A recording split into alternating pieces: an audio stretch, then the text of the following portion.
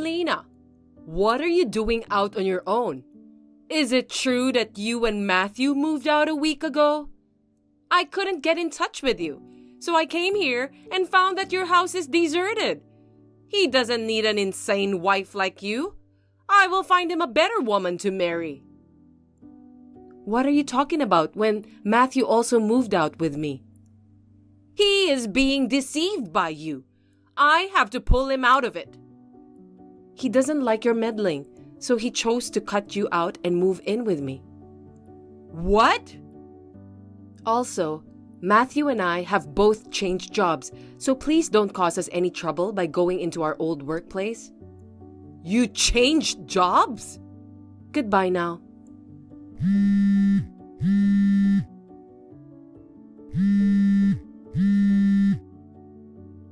Tell me your new address. Selena! Selena, it's been a long time. Has it already been 3 years? What? My mother-in-law suddenly contacting me? Isn't it a little late for that? Oh, I knew you didn't block my number. Yeah, well, even though we don't want to speak with you, we still need to keep tabs on what you're up to, just in case. I thought you'd given up and would never contact me. What do you even want? Still the same sassy wife who can't keep her mouth shut. Well, I'll put a stop to that today. I won't let you get away with it anymore. Huh? What are you going on about? I tracked down you and Matthew's address. What? And, Selena, I heard you're pregnant. And isn't the baby due today? Your neighbor told me she saw you leaving last night, saying you were having contractions. If you're replying to me, then you've already had the baby, right? She was born in the middle of the night with Matthew by my side, and it was a very easy delivery. I thought I would ask you to start apologizing today for making him disappear from me the way you did. But even if you apologize now, I will never forgive you. Apologize? I have nothing to apologize to you for, nor do I intend to apologize to you ever. Cheeky! Find them. I'll discipline you severely from now on so that you'll never think to speak to me like that again. Having a child with Matthew is the expected thing for a wife to do, so don't feel so special about it. Don't think you've fulfilled your role as a wife just because you've given birth once. Are you telling me to have a second child as soon as possible? That's one part of it. But first of all, I'm moving in with you. Huh? I'll start living with you today to discipline you, so get out of the hospital in 30 minutes. What are you talking about? The doctors won't let you do that. It's common for women to be discharged from the hospital around a week after childbirth. I've never heard of being discharged in 30 minutes, even in fiction. There you go! While you're complaining like that, time is flying by. You have 28 minutes left. Get out of the hospital as soon as possible. I mean, that can't really be what's on your mind today. I think your priorities are clearly in the wrong order. What are you talking about? For me, my priorities right now are disciplining my daughter-in-law and holding my grandchild. I don't care about anything else. Even though your husband's funeral is going on? Huh? What are you talking about? Don't say something so horrible. Just because my husband and I have been separated for 2 years, that kind of lie won't work. You really are insane. If my husband really passed away, I, his wife, would be the first to be notified. How dare you try to deceive me with such an insane and obvious lie? It's beyond rude. Separated? Then, you really don't know, do you? Huh? What are you trying to say? Your husband, he passed away a few days ago. Last night was the wake, and today is the ceremony. Your brother-in-law will be the pallbearer. What? You're going to keep telling me this lie? You really don't know? No one's contacted me that way. Oh, I see what you're doing. You're trying to upset me by saying something shocking so you can get rid of me as soon as possible. No, it's not like that. I know what is appropriate to say or not. Just because you say insane things doesn't mean I have to be insane too. Who's the insane one? You want to avoid living together so badly? Even if you're lying, can't you make up something more sensible? You really are a shitty wife, making up my husband's death for your own purposes. If you are that suspicious, why don't you check with one of your relatives? I'm in my bed at the maternity hospital. From bed, I'm attending the funeral ceremony on tablet that Matthew prepared for me. I'm seeing my father-in-law off while watching what's going on over there in real time on the tablet. You know, if you keep telling lies, I'll have no choice but to come there. I'm only telling the truth, and I won't live with you. Huh? You don't have the right to decide such things. I don't think you have the right either. Goodbye now. I can't believe it's true! My husband! I guess you spoke to your brother-in-law. He said it was really sudden. Both Matthew and your brother-in-law said they haven't quite processed their emotions yet. That's not important. Why didn't anyone contact me? Even though we're separated, I'm still the wife. You should have informed me first. I mean, shouldn't you, my daughter-in-law, have contacted me? Please don't expect to be contacted by someone who has cut themselves off from you. Anyway, I heard that your brother-in-law had contacted you. What? That never happened. You're lying. He said you didn't pick up the phone no matter how many times he called. Not that I was actually there. I don't think your brother-in-law is the kind of person who would lie like that. Could it be those repeated phone calls? I was too busy trying to track down Matthew's house, and I felt it was too noisy. I've blocked and refused those calls. I see. So, you must have already blocked his number when he tried to send you texts later on. So, it wasn't that he didn't contact you, but that you had blocked him. So, blaming your brother-in-law or me for that is not the right thing to do, is it? How could you let this happen? What does it mean? My husband's will. Why? How could he exclude me from his inheritance? It doesn't seem like there's much left in the will. It's terrible. So why are you contacting me? My phone is not a place for you to air your complaints. What happened to living together? Huh? Are you still going on about that? I'm on my way to your house now. I went to the trouble of finding out your address that day, but I couldn't get you to move in with me right away because of my husband. But that's not going to happen this time. From now on, you must change your bad attitude and do your best to take care of me. I will discipline you to behave in a manner befitting a wife. Why aren't you here? I told you that we would be living together from today. I didn't agree to it. I'm taking shelter at my parents' house with our newborn daughter. What do you mean taking shelter? You talk like it's an evacuation. Oh, you are aware of that, aren't you? We are planning to move to a new place after things settle down. Moving? You're moving again? To be clear, we've already moved. Matthew has taken care of everything related to the move. Matthew? You're deceiving and manipulating Matthew, aren't you? It's impossible he would keep moving without letting me know. It's possible. We have 1 month left on the lease at the place you found, but I have no plans to return there. Why the hell not? I said I'm moving in with you. Why would I want to live with someone who is going to harass me all the time? We left 3 years ago with the sole purpose of avoiding that. And just to have you find out where I live and ask to move in with us was a real horror story. I will never tell you where we're moving to next. Then where am I supposed to live? You were living separately from your husband, right?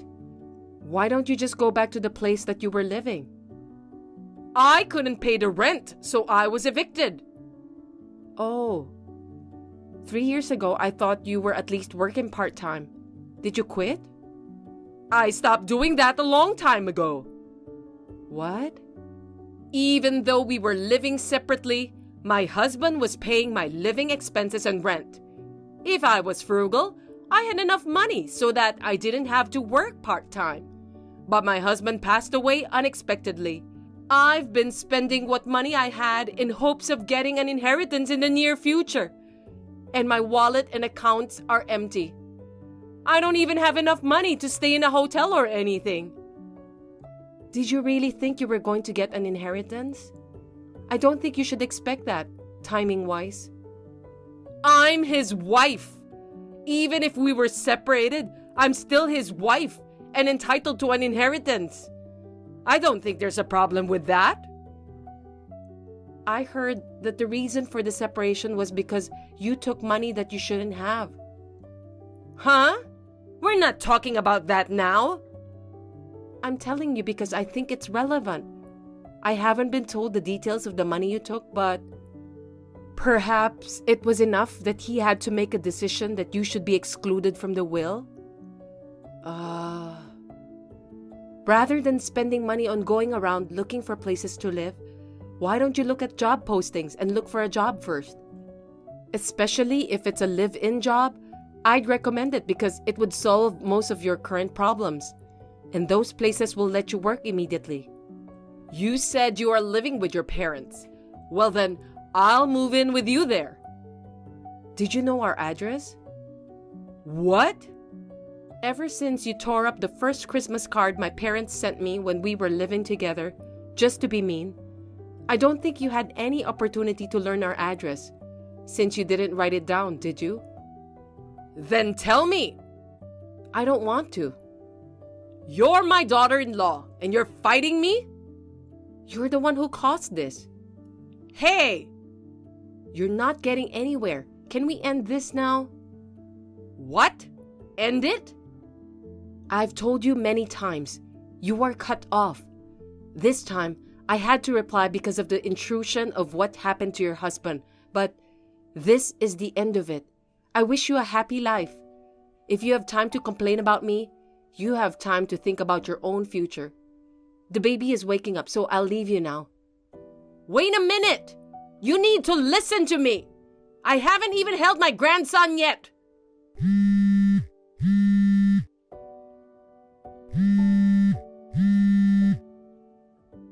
Answer me! Selena!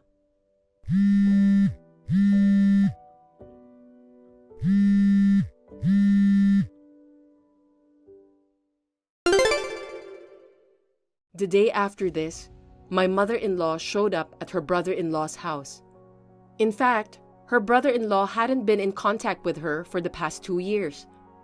When he received a call from Matthew, he was preparing how to deal with her, thinking that she would go there next. So at the same time that my mother-in-law showed up, her uncle, who is a relative that my mother-in-law has a hard time with, appeared on the scene. He was going to place her in a live-in workplace through a friend of his. She was put in a black van that appeared at the uncle's signal, crying and sobbing, and left. Now she is working hard, being worn down by strict senior workers. As it's a live-in job, I guess it's good that she could find a place to live. Finally, I blocked her number. Once we get settled, Matthew and I will change our phone numbers. Cheryl, it's been a while. Do you know who this is? Of course. You must be Nina, Mitchell's mother. It's been a while. This is the first time you've called me, isn't it? Have we not talked since my daughter's wedding? Yes, it's been a long time since we exchanged numbers at my son's wedding. I never thought we would be having this kind of conversation when we exchanged back then. What do you mean? Allison is with you now, isn't she? I guess she had a fight with Mitchell and she ran out of the house with our grandson Chris. I can't reach her on her cell phone, so I texted her to stop being stubborn and come back. Could you please persuade her to come back? Poor Mitchell, he's losing sleep worrying about her. No, Allison and Chris haven't seen me since last week. Oh, I wonder where they went. I wonder where they could be. Oh, Cheryl, I don't mean to be rude, but I have something I need to say. What is it?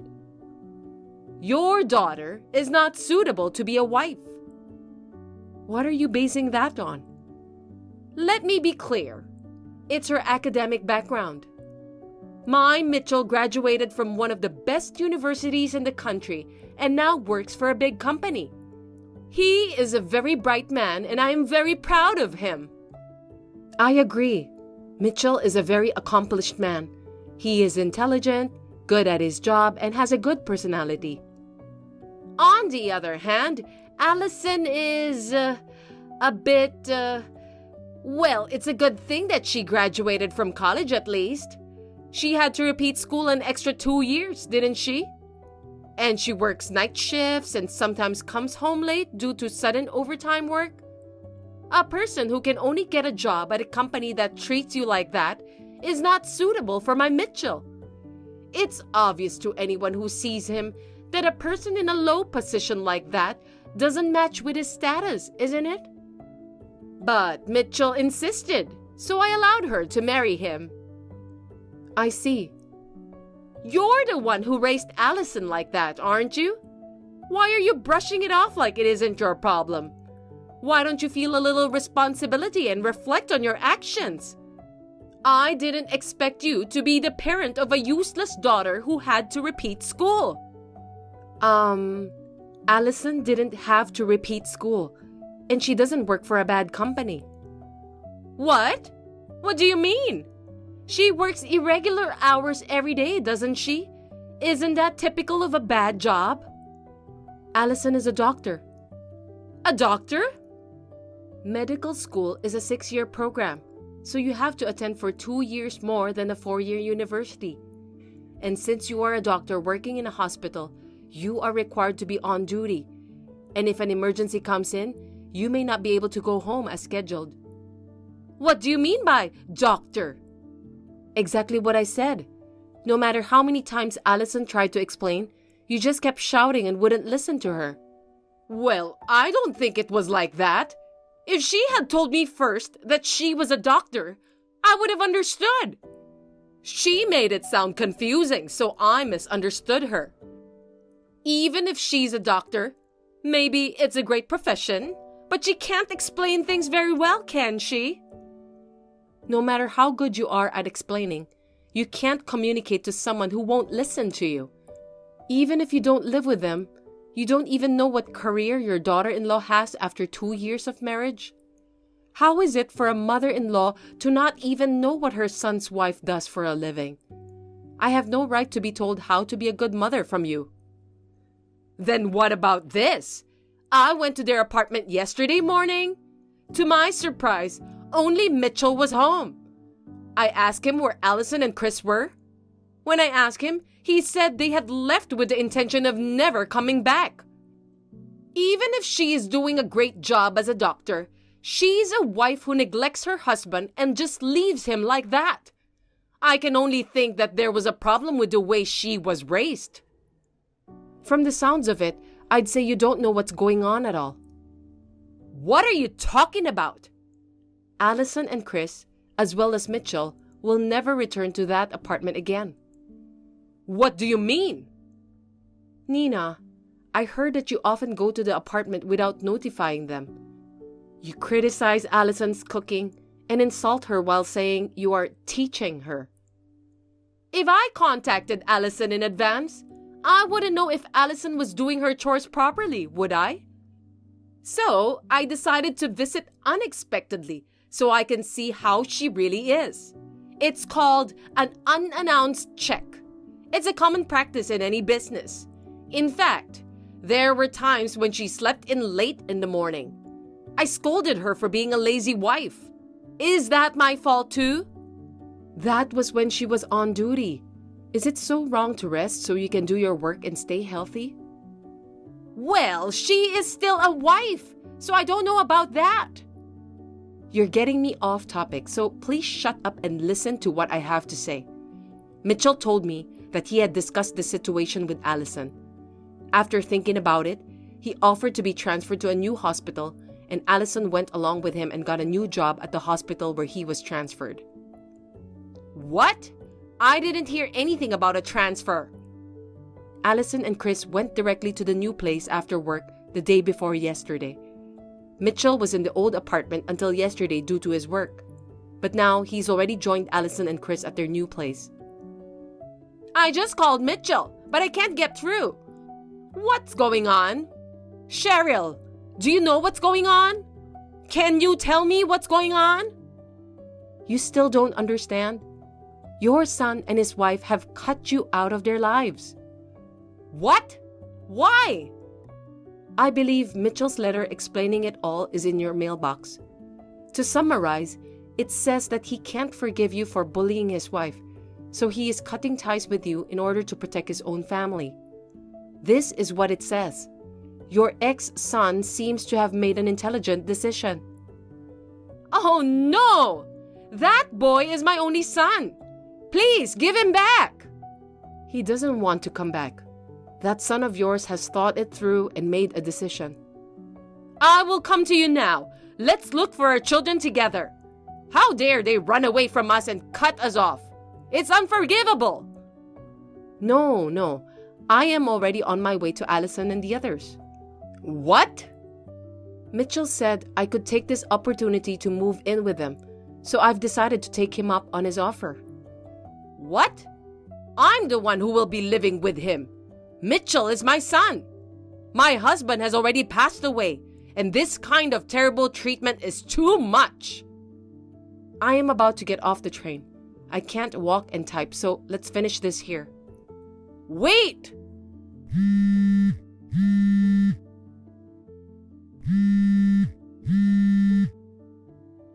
Please, come back to me, even if it's just Mitchell. Hi, mother-in-law. Thank you for taking care of me for 35 years. Were you expecting me to say that? What? You're still an unlivable daughter-in-law until the very end. From now on, I don't want to call you mother-in-law anymore. I'll call you Rose instead. Do as you like. I don't even want to remember you were technically my daughter-in-law. Let's cut ties completely while we're at it.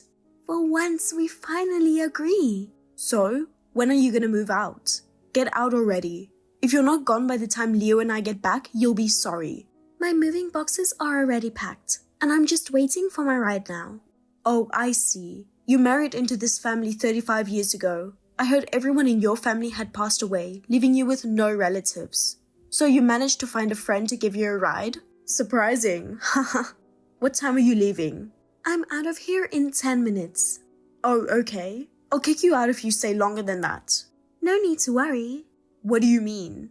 I want to leave here as soon as possible too. I'm already waiting outside the front door. What? You can't be serious. Standing outside with all your belongings? Yes, I am. What about it? On a scorching day like this with no shade, what are you doing?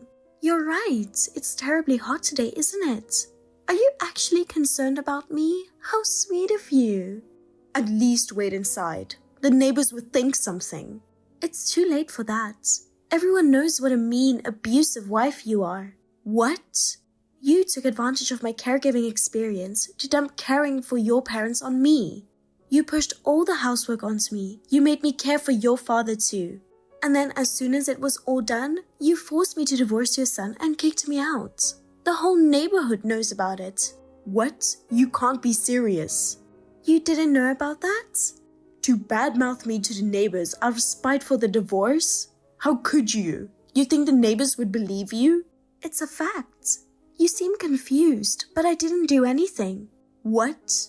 You don't know the neighbors heard you screaming insults at me? What are you talking about? The neighbors kept expressing concern for me. Like the time you locked me out at night, they took me in. They even suggested calling the police because it was so bad. When did I ever do that?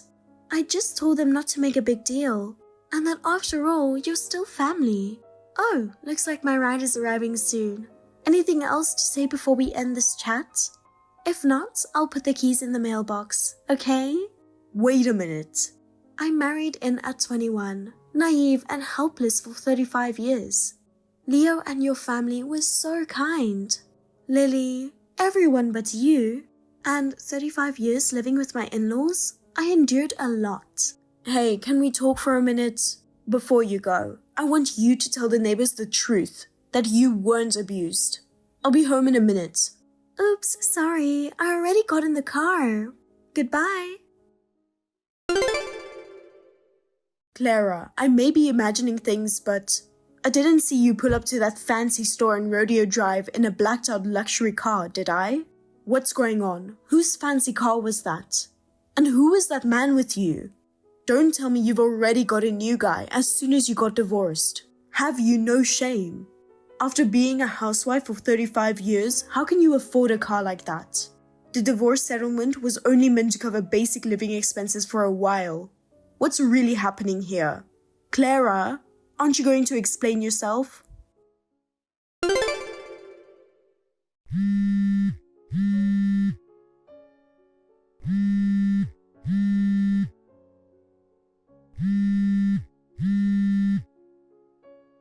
What's the deal? You know you're supposed to answer my calls right away. How dare a daughter-in-law make her mother-in-law wait like this? Leo, how are things on your end?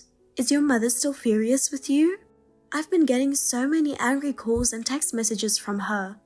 She's really scary when she's like this. Are you okay? You can't let it affect your health again. Just block Mom, that might be best. You're right. Even thinking about her is too painful. When I get home from work earlier, my mom seemed more confused than angry when she saw me. I mean, she knows I don't have enough money for a luxury car like that. I was surprised to even be in that car myself. I was just going shopping with my brother. She jumped to conclusions as usual. I'll try to set her straight. In hindsight, it was smart you never told Mom about your half-brother. Anyway, is the rest of the plan still on track? Ah, yes. It should all fall into place in about 2 more months. That's when my sister and her family return from their overseas assignment. My mother's scheme will unravel then. It'll work out. We just have to hang in there until then. Yes, I am waiting patiently for you.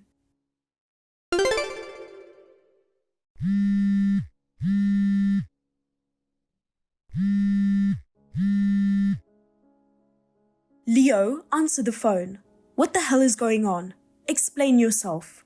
What happened? I'm at work, but what is this all about? I haven't heard anything. What are you talking about? Why is your sister's stuff delivered here? The delivery guy said it would be in the afternoon, but oh well. What are you talking about? Why would Leah's belongings from abroad get delivered to our house? Oh wait, didn't I mention she said she's coming back home today with her stuff? Huh? Mom, are you going senile? I told you about this months ago. Huh? What? I don't remember that at all. I said Leah's husband's overseas assignment was ending, so the whole family is moving back. And that eventually we'd live together with the grandkids, so we're renovating this house to make it a multi-family home. Remember? What are you going on about? Renovating? This is my house. It can't be done without my permission.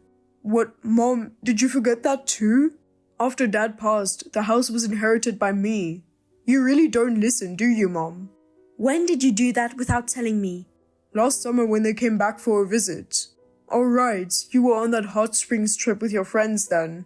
So just because I didn't know means you can do whatever you want? I'm pretty sure I mentioned it. I even wrote it on the whiteboard by the entrance. The whiteboard? What? You mean you didn't even look at that? Writing important messages on that board was your idea in the first place. Remember? Well, you're always going out, Mom, so it's hard to get a hold of you. And you don't answer calls or read my texts thoroughly. So when I complained, you said it's a hassle to be told everything verbally or over text. And you wrote up that whiteboard and put it there yourself, telling me to write things down on it instead. You forgot? I guess I never got into the habit of checking it. So what are we supposed to do from now on? If Leah and her family will live here, what about me and you? Oh God, that house belongs to brother-in-law as of this summer. Huh? So starting today, you and I have to move out since they'll be living there now. This is what happens when you don't read the board, Mom. You should really discuss your living situation going forward with Leah's family. Why didn't you tell me something so important in person? I did tell you. You just weren't listening. You were brushing it off dismissively like, got it. But clearly you didn't actually get it at all. That wasn't my intention at all. Where will you live? Can't I live with you? I got assigned to a factory in Texas, so I already sent my stuff up there. Texas? That's so far. Oh yeah, I did ask you before if you would want to go to Texas. You asked me that? I thought you meant for a trip. I remember you said you'd hate to live somewhere that hot. But you're going to live up there all alone at your age? I won't be alone. Clara has already gone up there to wait for me. What? Clara? Why would she do that? You're telling me your divorced ex is waiting for you up there? You're lying. I'm not. I never divorced her, and I never planned to either. What's going on? You really think someone as clueless as Clara would make it up in Texas? Are you sure about that? Mom, quit disparaging her already. She's useless. You may not have known, but she got all kinds of certifications to work in elderly care. Oh, I knew she had some care certifications to help look after your grandma and grandpa. Certifications, yes. She studied and got licensed for whatever was needed as we went along. I didn't realize that. And that's why you shouldn't talk bad about a hardworking person. Whatever. Actually, right after she left this house, I saw her shackling up with some new guy. She's just a shameless hussy. Ah, I never told you about that. My bad for the misunderstanding. Misunderstanding? Are you saying I'm wrong? The guy you saw with Clara was her brother. What? Don't be ridiculous. Clara's whole family died a long time ago. Mom, I kept this from you, but she's her mom's child from another man. What? She had a different biological father. I didn't mention it because I figured you'd make a fuss over it. Make a fuss over what?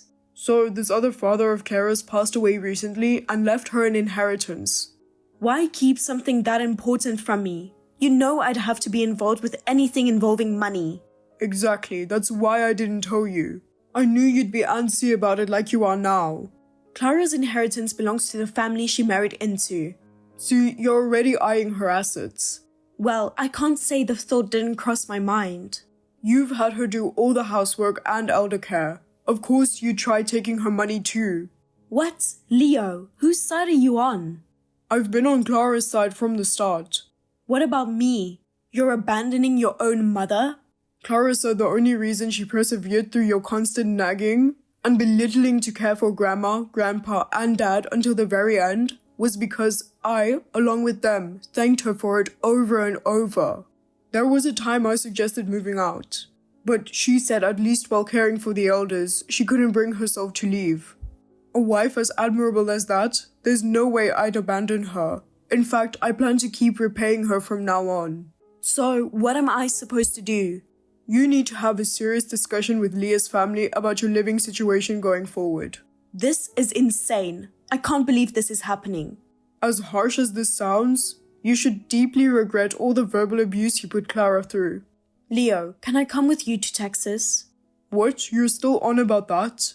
Sorry, but if it means protecting my wife, I'm willing to cut ties as your son. Please don't say such an awful thing. Well, I won't cut ties completely, but if you keep giving her a hard time, I'll have to seriously consider it. I'll just ask to stay with Leah's family then. I don't care if you abandon me. Oh, I did forget one thing. What now? Is there more? Leah's mother-in-law lives alone, so they decided she'll move in with them too. What? Leah's family, their son's family, the grandkid, and the grandmother all under one roof? Haha. Even with the good wife-mother-in-law relationship they have, that's going to be tight. Haha. Which means there's no room for you, Mom. So, what am I supposed to do? A helpless old lady all alone? I asked you about this over and over in advance. It's your own fault for not listening. Well, you'll just have to figure something out then, won't you? It's not too late, is it? I'll apologize to Clara for how I treated her. What good will apologizing to her do? Could you please ask her if she can support me financially to live alone? Please. Mom, I can't even begin to describe how appalling that request is. After everything you put her through and leached off her labor, to come begging for money once you're in a bind? Have you no shame? I never expected things to turn out like this. I thought with her out of the picture, there'd be one less mouth to feed and we'd be better off financially. What an idiotically selfish thing to say. Trying to play the victim after you tried driving Clara out? Even if she forgives you, I never will. And I don't think her brother will either. Her brother? I've never met him or anything. Since you always complained about Clara's family matters, I avoided telling you, but I'll explain. What is it? Clara's biological father was a very important person who basically ran this whole area. What? And her brother took over as the new boss after him. You're lying. Unfortunately not, and in fact, you gave his little sister a hard time, so you're likely on his radar now too. No way.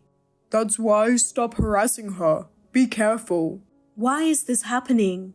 Well, in any case, Leah's family will be there soon, so discuss it with them and figure it out. Mom, reflect deeply on how awfully you treated the woman who sacrificed so much to care. Goodbye. Leo, did you make it to the airport? Hey Clara, they said boarding starts in 30 minutes. It's been so long, hasn't it? Finally, after 35 years, it's over. Oh, I'm sorry for all the trouble I caused you. No, it's alright. While I certainly don't have any fond memories with your mother, thinking back actually makes me tear up from how much resentment I felt. But your grandparents and father-in-law were always kind to me, and in the end, I was able to repay them by caring for them. They were all grateful to you.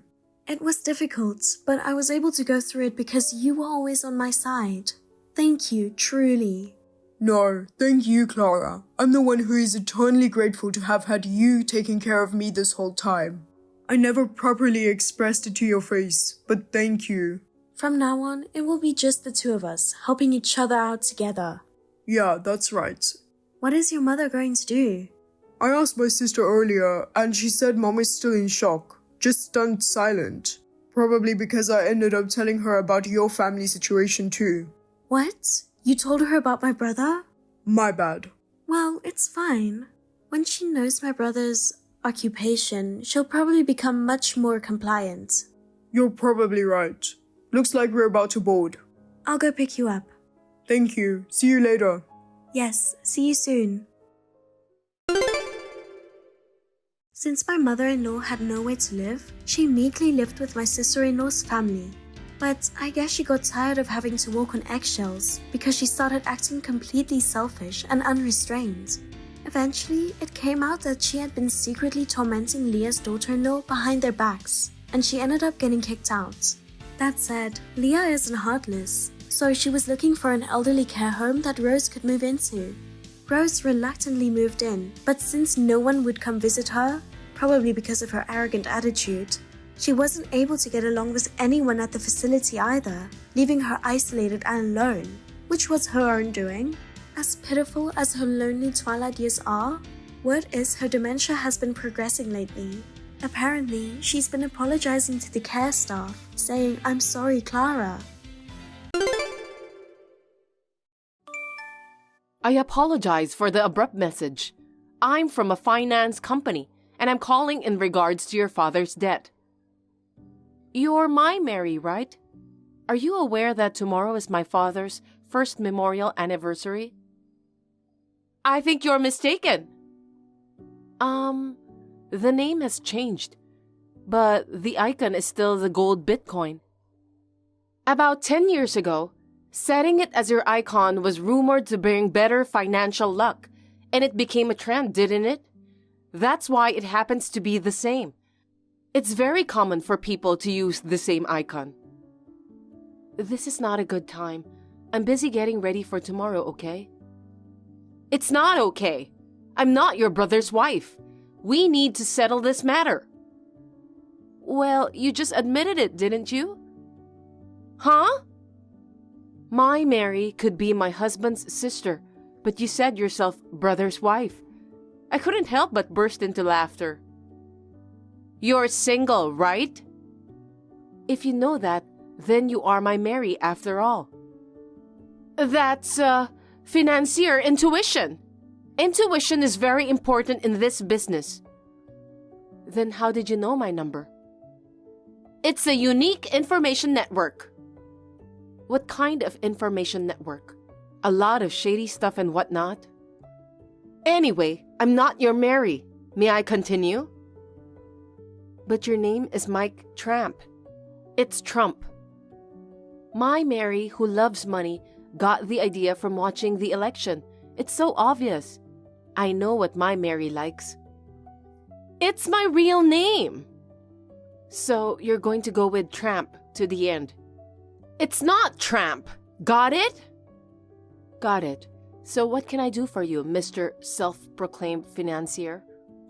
You're a co-signer for your father. You're obligated to pay $300,000. Huh? That can't be true. I think you've got the wrong person.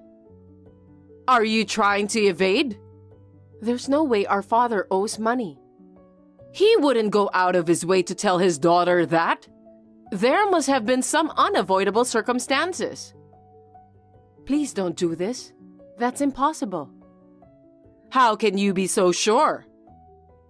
My father always told my brother and me that he would work until retirement, and then he and Mom would have enough money for a nursing home, so they wouldn't burden us. He was a very solid man. What? And yet he left no inheritance to his son? I knew it. Is that what my brother told you? Is this my Mary? No. I looked it up through the company's contacts. I've never heard of a financial company looking into the circumstances of an inheritance. It smells fishy. That's a trade secret. It's fishy.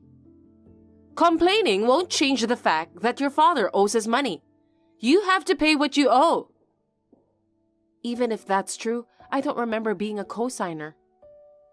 You probably signed some papers your father asked you to without realizing it. There are many cases like that. My father would never do such a thing. I told you he was a solid man, right? Is that really true? Maybe that's just your ideal image of him, isn't it? Huh? He may have just been hiding it from his family, but the truth is, he may have been spending it on girls. It's also possible that he was a heavy gambler. Can you please stop that? Don't be rude. But you don't have any physical evidence that it's absolutely impossible, do you? That's true, but think about it. This problem is exactly like Schrodinger's cat. You put a cat in a box that has 50% chance of emitting poison gas, and you don't know if the cat is alive an hour later until you open the box, right? I'm surprised you know about this. Until you open the box, you can't say that the cat is alive or dead. In other words, unless we confirm the truth with your father himself, we can't say he's a gambler or not. You can't judge a person by their appearance. That's a philosophical viewpoint that took root later, and it's not the original purpose and idea of the experiment. But it's a long story, so let's cut it short. Huh? I'm not sure I understand what you're saying. If you want to understand it properly, look it up yourself. No, I understand what you're saying. So you're saying that cats are liquid.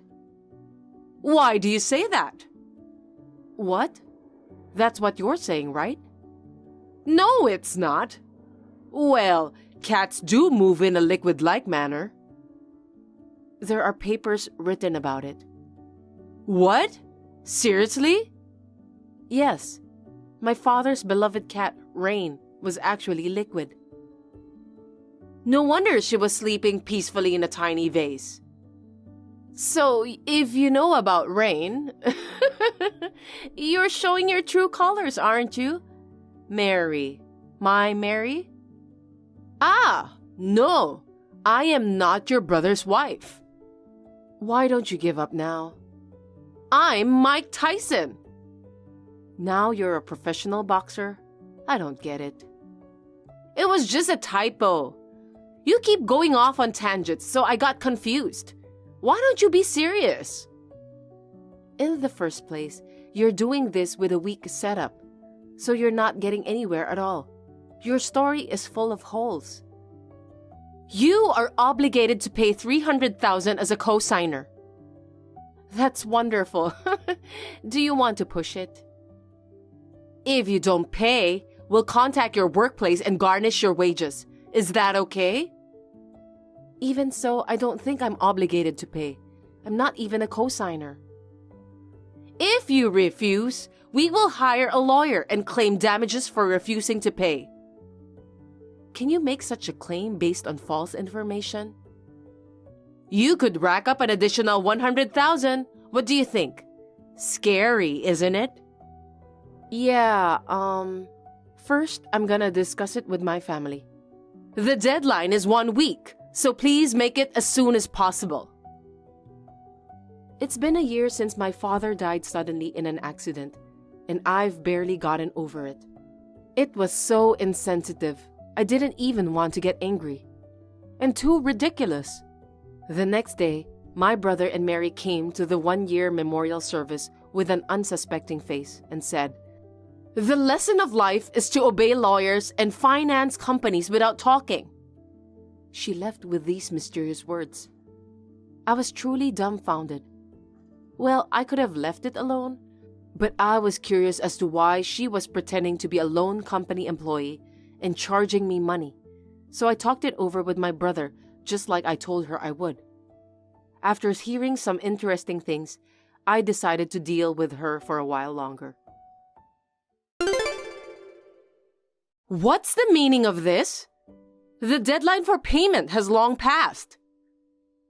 I talked with my family and we decided not to pay. It's already been decided. I'll contact your workplace. Where do you work? Huh? You don't know? It's probably a dirty factory anyway. Give me the phone number. No. You're kidding, right? I wouldn't tell you if I knew you'd harass me. Then I'll tell the neighbors all about it. You don't want the story to spread, do you? Huh? Coercion?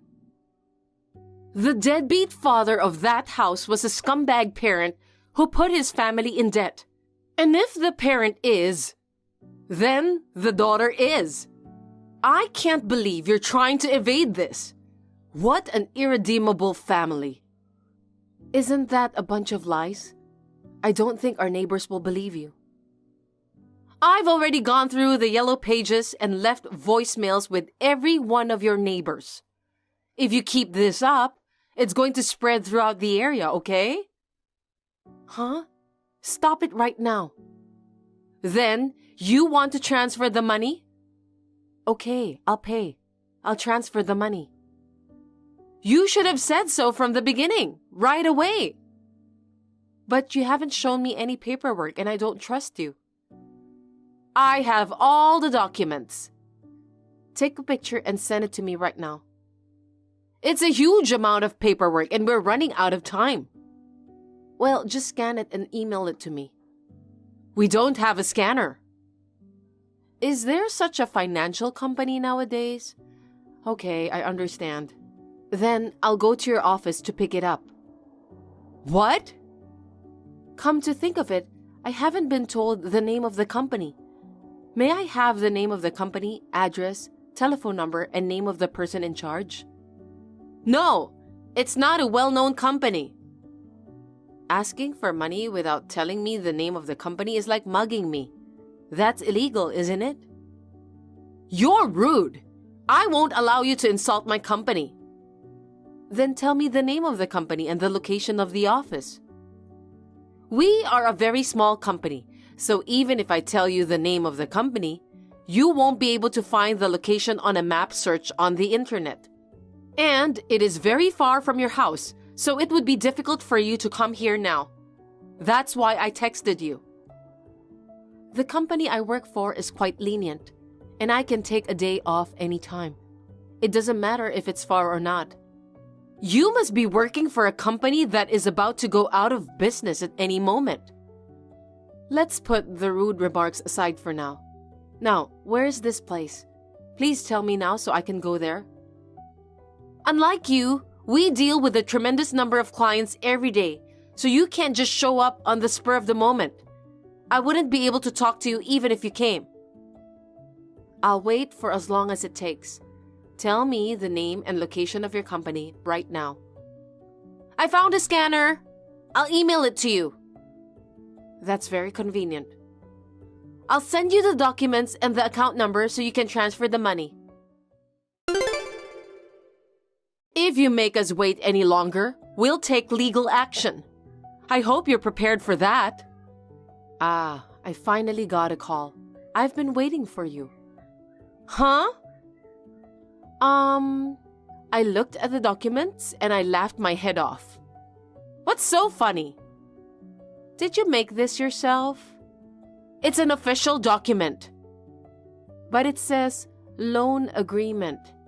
There's no way that's a typo. It's a typo an elementary school student would make, isn't it? Our company is very busy, so mistakes like this are rare. Sometimes the computer converts them on its own. It's an official document, right? That shouldn't happen. Everyone makes mistakes, right? So you made a mistake with the company name too? Huh? That can't be right. But it doesn't make sense. I'm checking the documents right now, but it's still called the Get Rich Finance Company. That's where I work. Why are you in the same office? What? It's strange that a company that's going out of business and a company with a lot of clients are the same place. Huh? I mean, we don't have any employees called Mike Trump in the first place. Are you a scammer? I see. You want to fess up? You're just trying to get out of this by lying that you're an employee of a finance company. That's not going to happen no matter what you do. Will you admit it whether you want to or not? Did you really think we'd believe you when you talk like that? That's an excuse for someone who is trying to evade payment. I don't care. Okay, so I have no problem having you arrested. What? Trying to swindle me out of my money is attempted fraud. I told you, I'm following proper procedure. Furthermore, fabricating a loan document constitutes forgery of a sealed private document. That was just a typo. It's official. Using the name of our financial company without permission and pretending to be an employee to create those documents constitutes obstruction of business by deception. I'm a legitimate financier. Calling someone's neighbors and telling them lies is defamation. You can't just try to make me believe in all kinds of complicated words. I'm a financial professional after all. Why don't you just give up on this, Mary?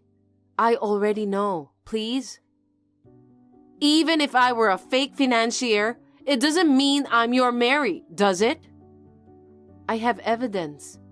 Like what? When you came to our house for the 1-year anniversary, you turned to Rain and asked, "Are you liquid?" You walked up to Rain. I took a video of it just in case.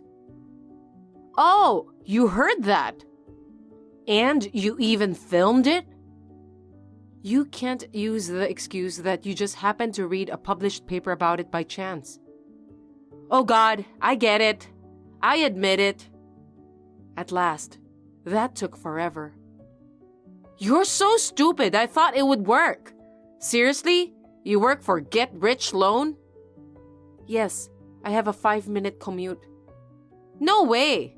When I Googled it on the map app, it said it was about a 3-hour drive from your house. Maybe it's a get-rich-quick scheme? Huh? It seems there is another finance company with the same name. Our company often gets inquiries by mistake. Giving a weird name to the same finance company? Oh God. I don't know what to tell you. Seriously, I screwed up by making a mistake like this. I mean, it was obvious from the beginning. Oh well, it is what it is. Bye. What are you talking about? This is where it gets good. Huh? Why did you try to scam us out of $300,000 in the first place? A whim? Because you had a grand time with your lover using the money you saved up to buy a house from my brother's earnings, right? You spent every penny, didn't you? Oh shit! How do you... I talked to my brother about it after that first text from you, and he immediately checked his bank book and discovered it. You told my husband? That's $300,000. Is it any wonder? I told you I'd talk to my family about it. I thought you meant your mother. What have you done? My brother said he left all the money management to you, and he was sorry that he never noticed it. So, you betrayed my brother? So what? Our savings is our joint property, and I have every right to spend it. That's a given. It's disgusting that you spent my brother's hard-earned money on a lavish affair with a man you cheated on him with. Where is the proof that I cheated on him? You gave it to me yourself. What?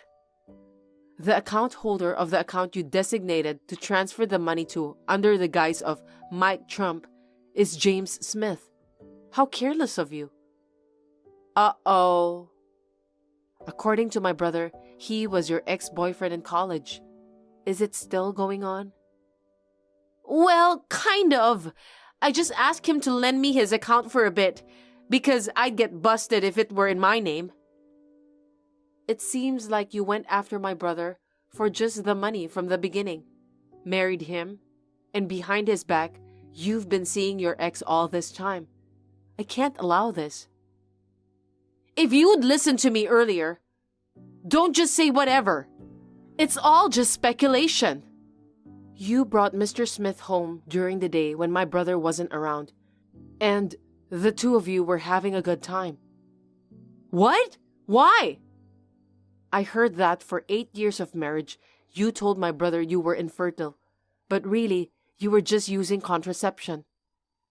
How do you know that?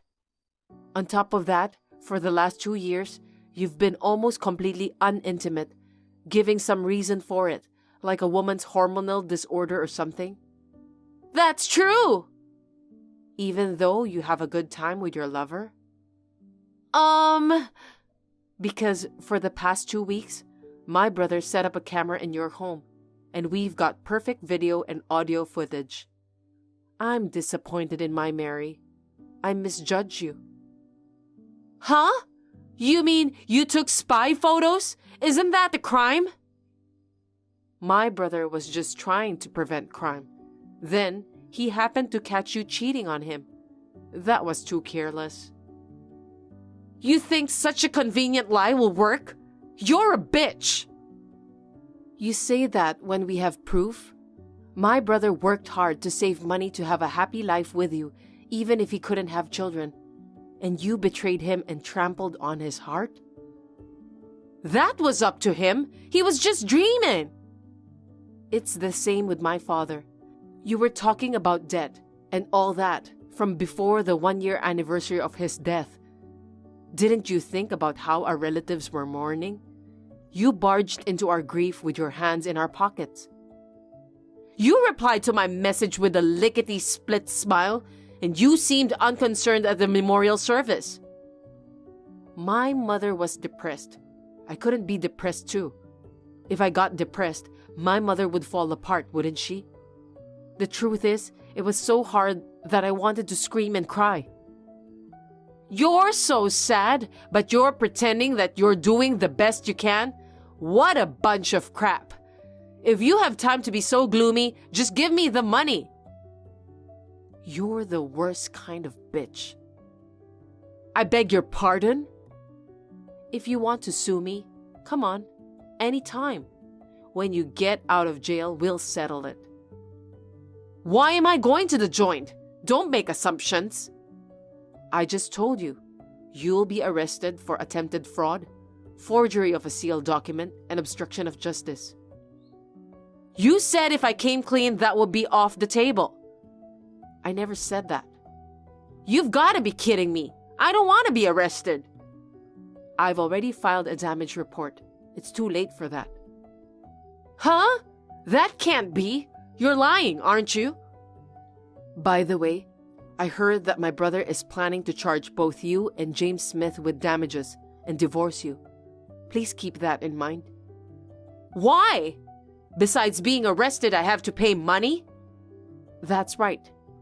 If my husband hadn't lied about not having an inheritance in the first place, none of this would have happened.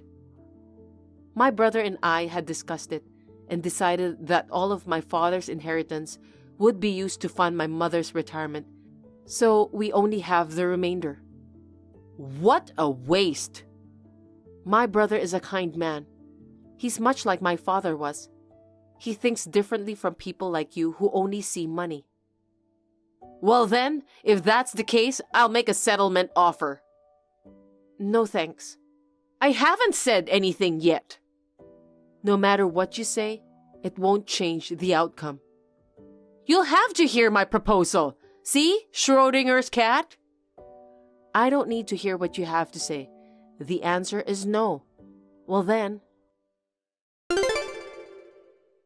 Of course, Mary was arrested on various charges. I claimed damages for defamation and compensation for emotional distress. She was also sued for damages by the Get Rich Loan Company because she had misused their name. I was very sorry for my brother, who was very kind to me, but he divorced as a result. She and her ex-boyfriend, with whom she had been having an affair with, were billed for compensation, including the amount of money they had spent from the savings. The total amount of the payment claimed to her is said to be over $300,000. Mary has been working at night since her release from prison, paying her bills in installments. She lives in a one-room studio apartment with no bathroom and no toilet and doesn't have enough food to eat. She says that her ex-boyfriend, with whom she had a falling out with, is living a similar life. As for Mary, who caused my brother grief and insulted my late father, I think she deserved it.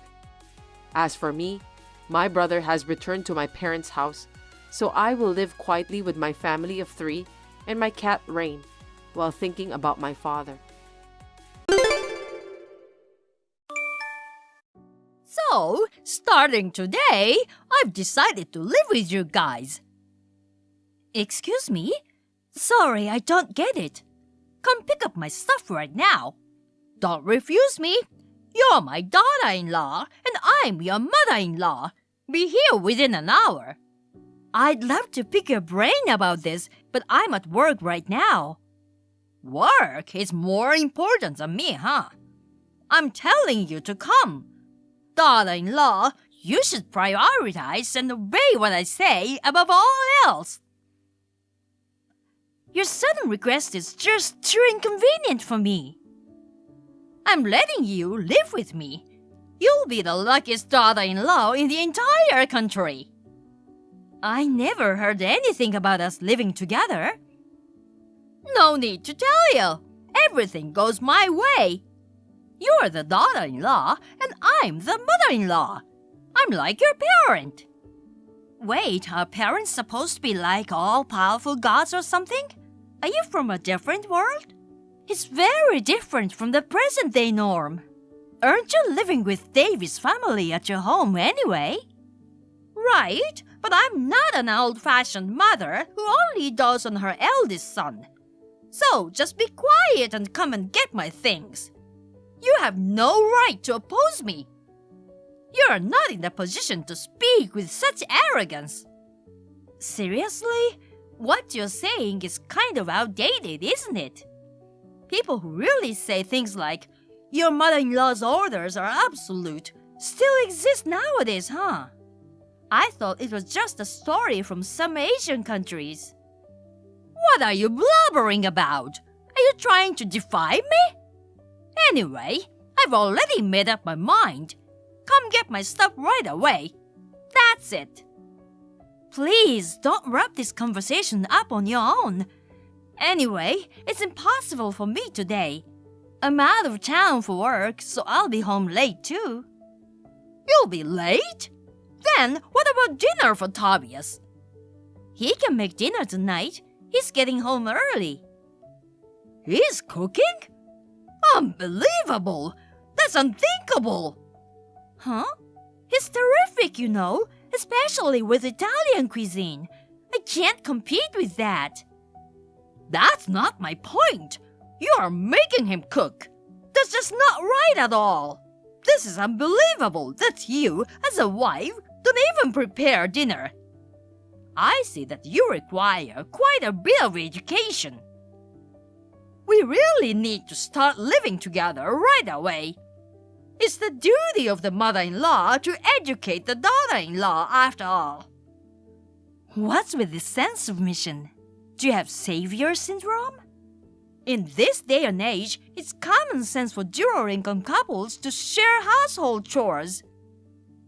The idea that housework is solely the woman's responsibility is outdated. My room would be the biggest one with a TV and AC, okay? That has nothing to do with what we're talking about. That's the living room, by the way. Please don't try to occupy it. Then, which room is going to be mine? It's a one-bedroom apartment, you know. We only have our bedroom left. What? So, we'll sleep 3 in a row like sardines? I refuse. I refuse too. Seriously? Why are you living in such a small apartment when you both work? If it's just us, this place is more than sufficient. We even have a parking space. There's no reason for you to complain. Then, what about my room? We have never considered living together. We never talked about it when we got married, did we? Instead, you said not to rely on you as the second son, right? And now, suddenly, you want to move in with us? It's nothing but trouble. Wasn't it a plan not to live with the second son? Did I say something like that? Oh, maybe I'm getting old. Don't use your age to your advantage. Anyway, you get to live with me, so you're secretly happy, aren't you? Oh, are you guarding your emotions for some reason? How can you be so optimistic? So, if I'm moving, I'll need money for various things, you know. Can you transfer $5,000 today for the time being? That's quite an amount for the time being. I'm doing this for you guys, so isn't it only fair? Living in a small apartment with just the two of you and no kids, you must have extra money, right? You should be happy to give that much. I never asked you to move in. Our financial matters are none of your business. I'll help out with housework. It's tough being a working couple, right? I'll cook dinner 3 times a week. You can just pay me your monthly salary of $4,000. Excuse me? You want me to hire you? And $4,000 is almost the same as the starting salary for a full-time employee. We are not running a business here, you know. Well, if I do it for free, you'll feel obligated, won't you? If we don't live together, there's no need for that anyway. Whatever you say, I've already decided. So, come pick up my stuff soon. I told you no. What makes you think I can pick you up at this time on a weekday? Fine, then I'll take a taxi. I'll find a van taxi to move the stuff. No way, it's about a 2-hour drive from your place to ours. The fare would be outrageous. You'll pay for it. Of course, that's separate from the $5,000 for moving expenses. Why would I? Anyway, we haven't decided to live together. I'm not paying $5,000. I told you I've already decided. My opinion is law. I won't tolerate any opposition. After all, you're the daughter-in-law and I'm the mother-in-law. You really like using that line, huh? Anyway, it won't work. Besides, even if you come now, there's no one home, so you can't get into the apartment.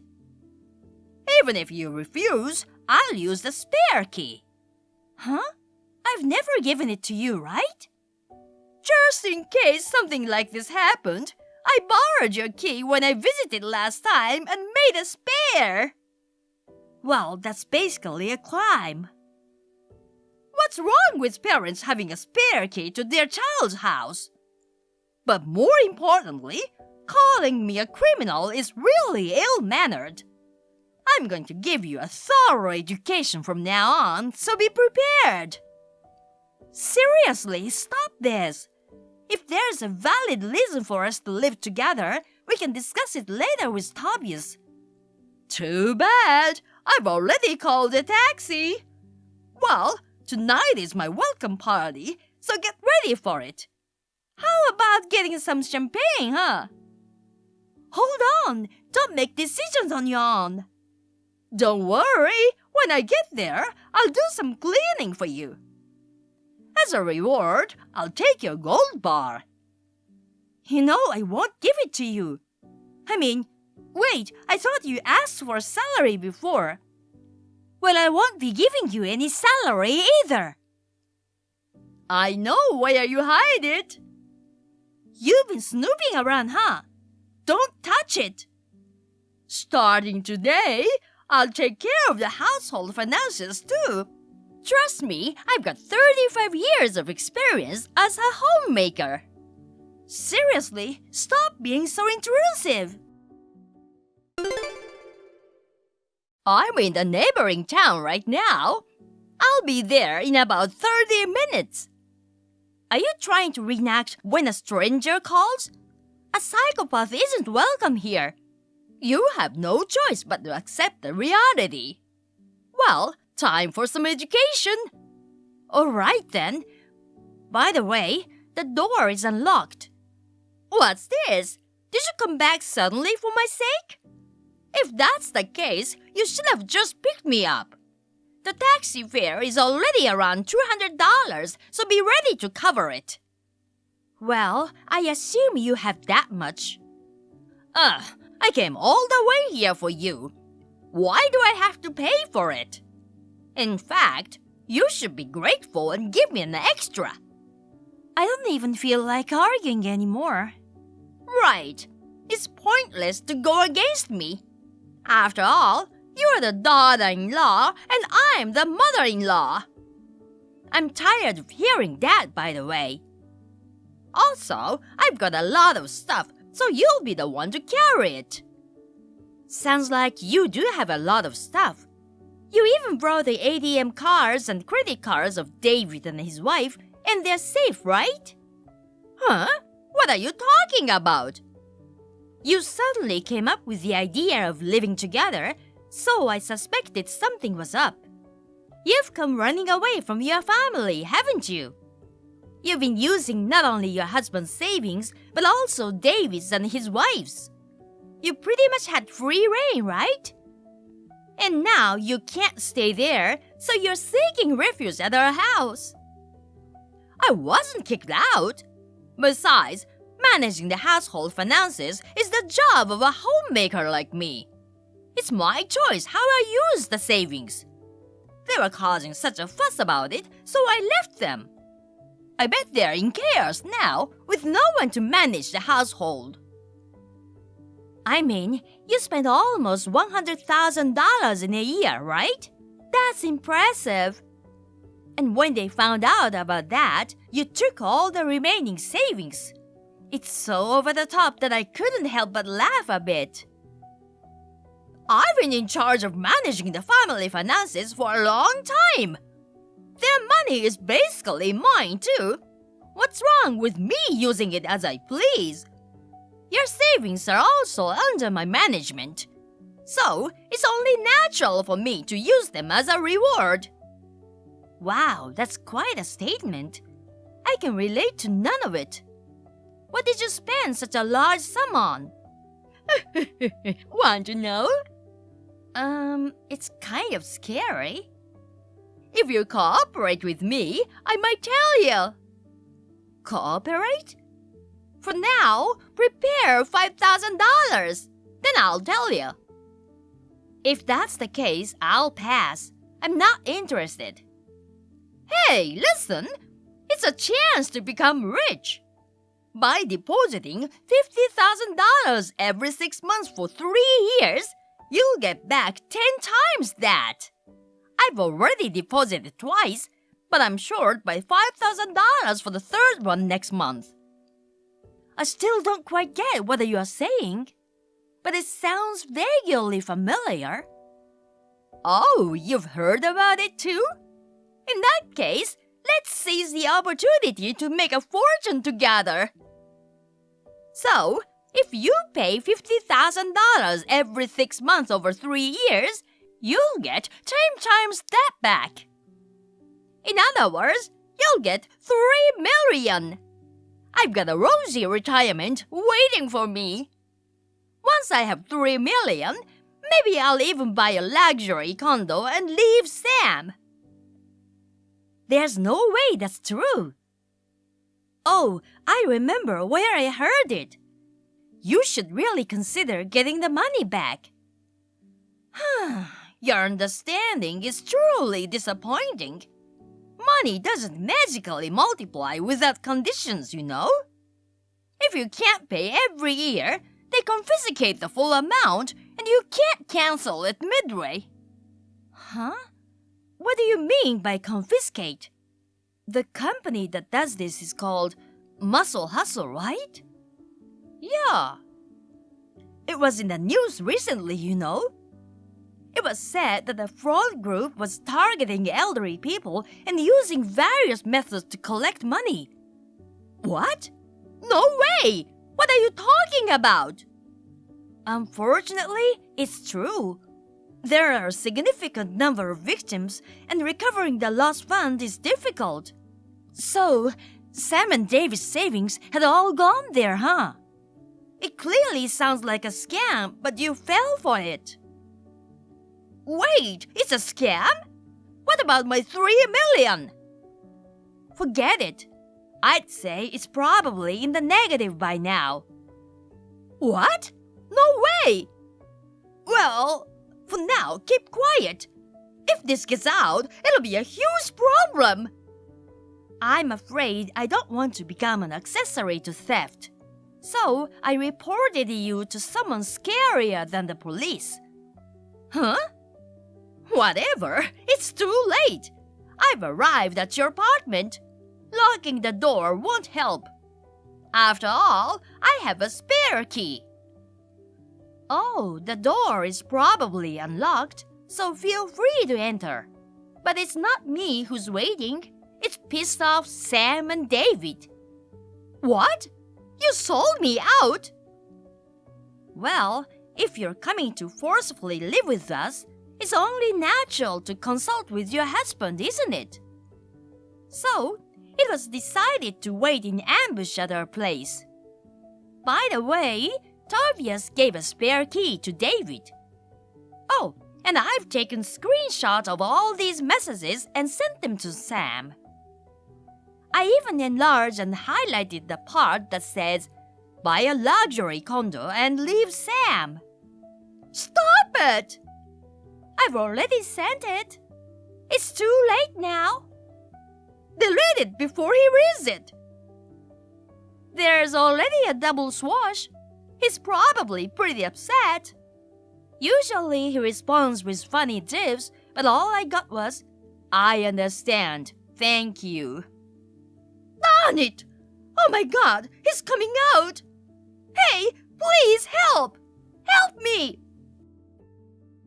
Well, take as much time as you need. I actually wanted to observe, but I'm at work. Good luck! Wait! Help me! Please!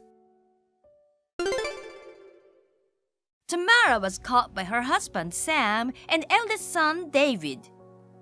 While it's true that she fell victim to a scam, her decision to spend the money without telling anyone and then attempt to take out all the remaining savings left both of them furious.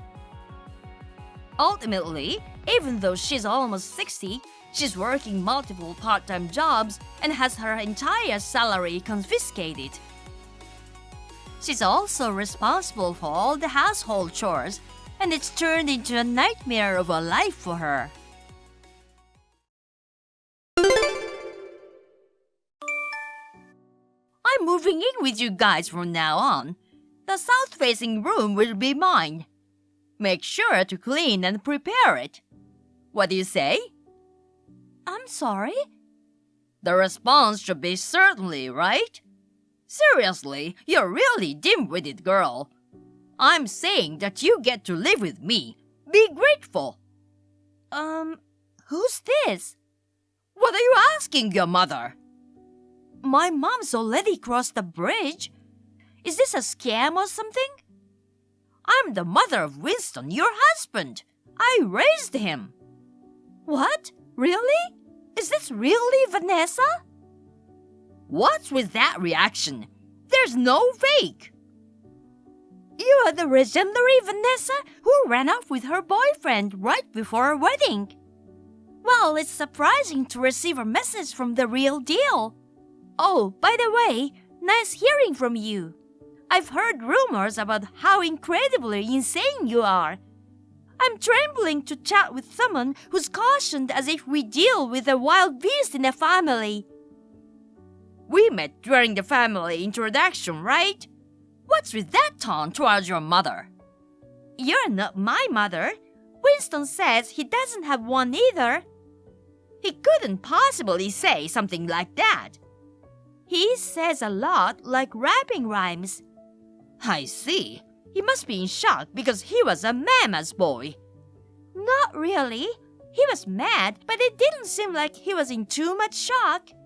In fact, he was more concerned about me getting bullied by you. He and George said it might have been better this way. You're quite bold for a daughter-in-law. You need some education. Once I move in, I'll make sure to instill proper manners into you. Oh, you're already showing signs of bullying. Just as I heard, you're a terrifying person. But I don't really want to hear about manners from someone who left their son and husband to elope. Perhaps should I educate you? How audacious! Anyway, I'm moving in today. The house you are all living in was originally mine. Not quite. It belongs to George, your ex-husband. You just settled in here like a termite or something. How far will you go to insult a mother? I'm sorry. It's just that Winston and George always say such things. It's really infuriating. You'll regret it later on, you know. How? We'll never meet again. I told you we are going to live together from today. I'll make sure to educate you properly as my daughter-in-law, so brace yourself. I won't go easy on you, no matter how much you cry and apologize. Living together? Are you serious about that? It's not happening, you know. You'll just get a water cannon from Winston and be kicked out. You won't even set foot inside our house. Once he actually faces me, he'll have to accept living together. After all, I'm his mother. There's no son who would reject his own mother. I raised him, you know. There should be some gratitude. I've already told you that he said he doesn't have a mother. Do you really want to listen to his rap? It's full of disses. You'd be shocked. I don't believe he would say anything bad about me. He's my son. You're such a difficult daughter-in-law. I didn't like you from the moment I saw you. You seem gloomy and don't really suit him. It doesn't matter if I'm not liked by you. You're just a stranger. I've been your mother from the moment you guys married, so listen to me. Geez, you're getting carried away just because I've been absent. I'm definitely not. But it's amazing that you left the way you did, and now you want to come back.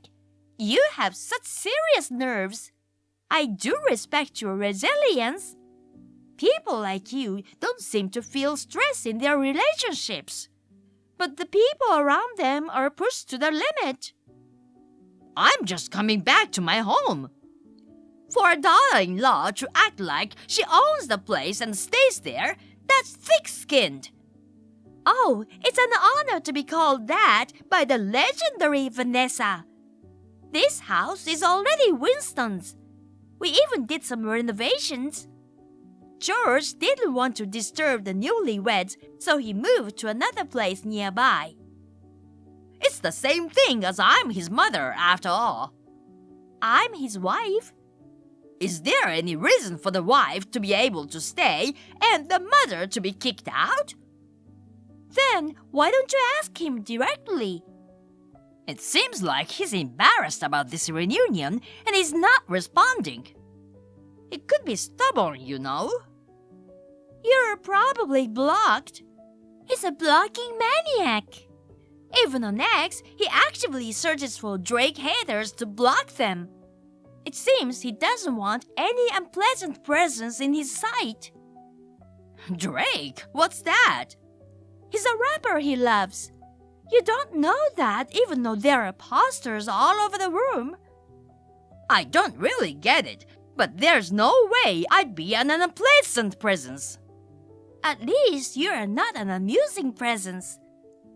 I wouldn't want to keep you in my sight if I could.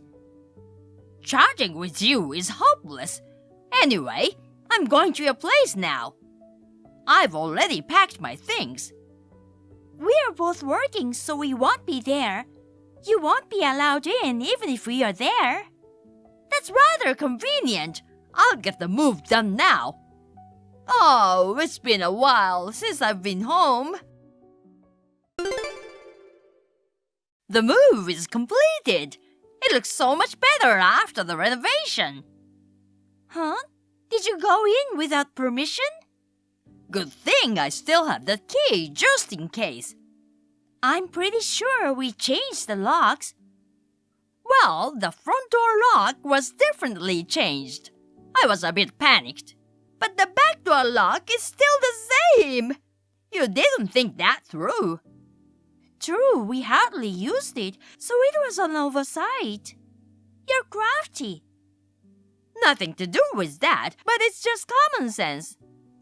You guys can't beat me after all. I'm already inside, so I win. So, you're seriously moving in? My favorite room on the first floor has a completely different vibe now. It's not bad, though. I took out all the stuff in this room for now. Hey, don't just do whatever you want. This was originally my room. What I do with it is up to me. Geez, it's not your room anymore. Please don't do anything crazy. By the way, there's very little stuff here. It was so spacious for just the two of you, don't you think? You should live with me after all. There's a lot of dust on the floor. You haven't even cleaned the house properly. It's proof that you are not a competent wife. You are all talk and no action. I'll have to educate you from scratch. Anyway, please put the stuff back. It's gonna be a problem if you don't. What? Do you think you're threatening me? Do you really believe that's gonna work? Now that I'm back, you won't be able to do whatever you like. But you're the one who's doing whatever you want. Honestly, it's better for you to leave while you can. I'm not going anywhere. The daughter-in-law doesn't have the right to refuse. Well, then do whatever you want. I've given you a warning. It's not my concern if anything happens. Well then, I'll be here to educate you from today. Make sure you come back early to prepare dinner. All right, I'll be back around 5. I feel like having some meat tonight. Get me the finest marbled beef. I don't eat chicken or pork. What have you done? You better explain this. Explain what? Why does my brother-in-law come back to this house? I got yelled at out of nowhere. I don't like him. It's obvious, isn't it? You ran away with another man, betraying his brother. They're very close, you know. In fact, he was even more furious with you than the gentle George. But why is he here in this house? Did you deceive me? Deceive you? Why is he at your house? Did you guys call him over to set me up? He almost kicked down the bathroom door. Do something. He and his family will move in there from next week. They've been bringing their stuff little by little, and they plan to come today too. What are you talking about? We're moving away because Winston's being transferred. We are planning to return in about 3 years, but it seems like a waste to leave the house empty after the renovation. So we thought his family could live there during that time. Huh? If that was the case, you should have told me earlier. You lied to me. I just didn't tell you, but that doesn't mean I lied. It's not fair to say I deceived you, is it? When I asked him for advice, he told me to keep quiet. He said he has plenty of things to discuss with you. I have nothing to say to him. So, the stuff you took out were his belongings. You didn't handle them roughly, did you? I didn't know, and they were in the way. So I tossed them out the window into the yard. Oh, geez, he collects antiques. This could be bad, you know. Expensive vases and dishes. He might not take it lightly. It's because you didn't tell me. It's your fault. You have to fix this. You are responsible for compensating him. It's not my fault. Then why don't you tell him all of this? It's not a situation where we can talk properly. Just come back quickly. He wants to have a nice chat with you alone today. Winston and I will stay with George. We won't be having a nice talk. Please, I'm begging you, come back. No way. After we move, we won't be able to come back for a while. So we are spending some quality time with George today. Also, Winston's rapping, Vanny's face, no way raise. If you're moving, then I'm coming with you too. No, thank you. We are definitely not telling you where we're going. If we did, you'd definitely come over, right? I would like to avoid that. Don't say that. How can you leave your elderly mother behind? Are you both that heartless? We don't consider you as such. Besides, you left on your own accord, right? You probably got dumped by the guy you ran away with, huh? Don't assume things when you know nothing. I was deceived, you know. I hadn't felt the excitement of being in love for a long time. I thought no matter how old I was, I could still fall in love. I got carried away and went with the flow. I don't know if you're deceived or went with the flow, but honestly, I don't care. You did something irreversible. Don't push me away. Are you really okay with me being left out of the street? Can you really abandon an elderly like me? Oh, right. I need to buy some beef before heading to George's place. A top quality Wagyu would do. It's a celebration for driving you away, a family party. So I'm busy and I'm blocking you now. Oh, come on, help me. Let's eat steak together. I'm not going to let you eat the steak. Your mental state is seriously at stake. Oh, I feel like I'm about to awaken my rapping talents. Amazing! Bravo! Please help me! Seriously? I'm blocking you now. Goodbye, Vanessa. No!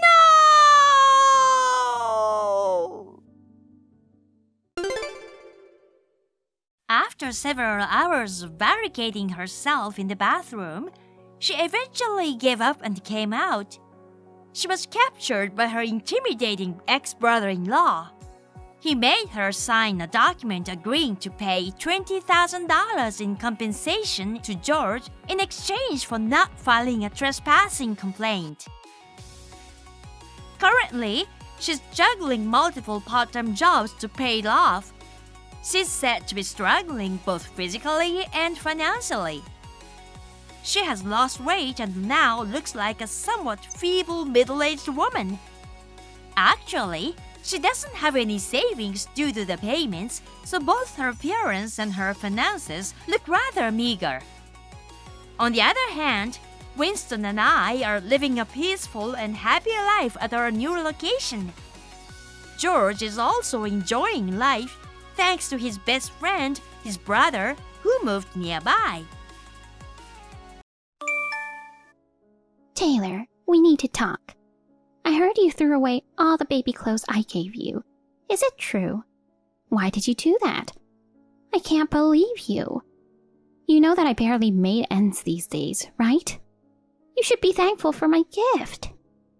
I'm sorry, Elaine. Did you hear this from George? Yes. You can't just throw away things that people gave you. I know. I'm really sorry, Elaine, but there were a lot of stains and holes in it. Honestly, it wasn't wearable. Oh, shut up. Babies grow up quickly. Even if you buy expensive clothes, the baby won't be able to wear them soon, you know? I agree with you, but I'm also concerned about hygiene, you know? I'm not comfortable making my baby wear that kind of clothes. I hope you understand. Oh, God. What you're saying is very rude. I didn't want to throw it away either. Where did you get that clothes? You didn't buy it from the store, right? I did. I bought it from a thrift shop. I knew it. What do you mean by I knew it? Do you have a problem with that? It was $10 for 5 pieces of clothing.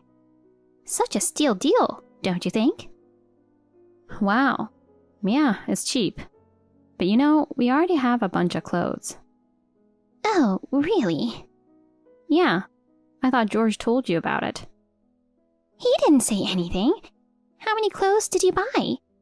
I'm pretty sure it cost more than the clothes that I got for you, right? Stop wasting money, Taylor. Yes. I don't intend to waste my money.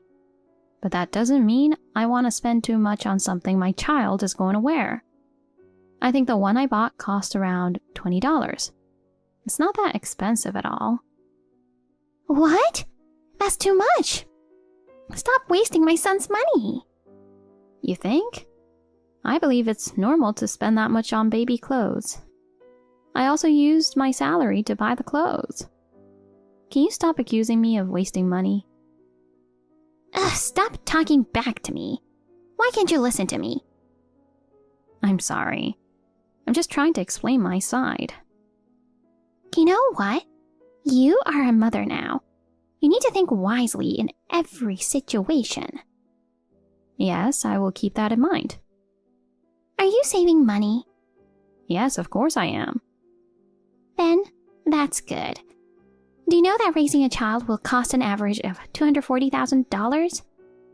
You should have at least $10,000 saved up by now.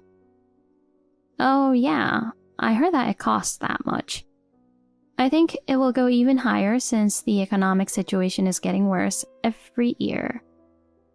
So, how prepared are you? What do you mean? You're so slow. I'm asking you how much savings you have. I don't know why I have to tell you that. Why not? Do you think I'm planning to steal your savings or something? What? No, I'm not thinking that way. All right, then you don't have to tell me the exact amount. But do you have at least $10,000 saved up? I guess. That's good. I thought you didn't know how to save up money, but that's quite impressive. Well, now you know how much savings we have. You don't have to worry about our financial situation, Elaine. Okay. But I won't forgive you if you waste money. Yes, I will be careful. Good. So, what's your birth plan? Have you considered the home birth that I suggested to you so many times? Oh, yeah, about that. I told you we already decided to give birth in the hospital as we planned. No. That's a bad idea. I had a midwife come to my house to deliver my son, and I'm glad I did. I appreciate your advice, Elaine. But I want to give birth in the hospital. I understand that you gave birth safely at the house before.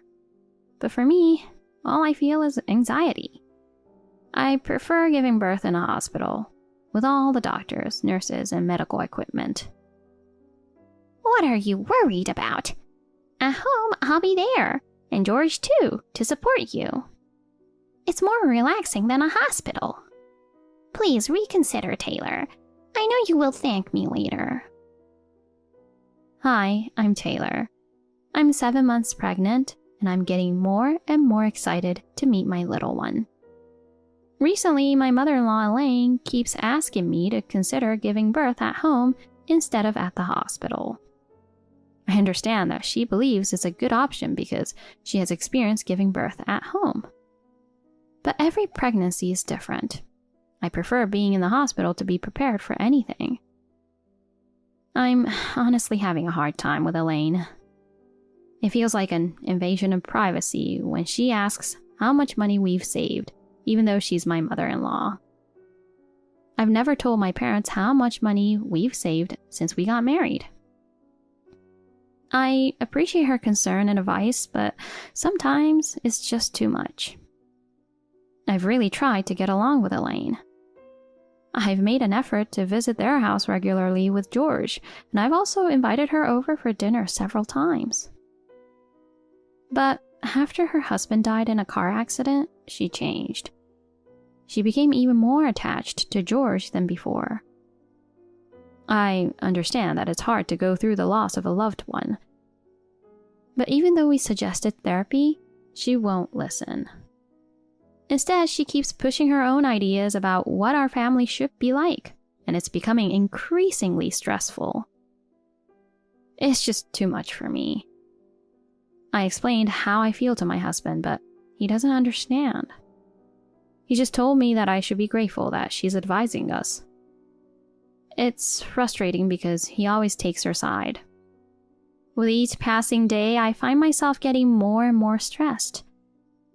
Last week, when I suggested to my husband that we go shopping for baby clothes together, he brushed it off and told me I should do it alone. Honestly, I'm worried about raising a child with him. But at this point, I don't think I can change anything. For now, my priority is avoiding stress as much as possible and ensuring the birth of a healthy child. Oh my God! George! Hey, what's wrong? I'm having contraction. Oh, really? Are you heading to hospital now? Oh, I wish I was heading to the hospital now. Your mother came to our house with a midwife. I tried to go to the hospital, but they wouldn't let me leave the house to give birth here. Is that so? If the midwife is there, there's nothing to worry about. What do you mean?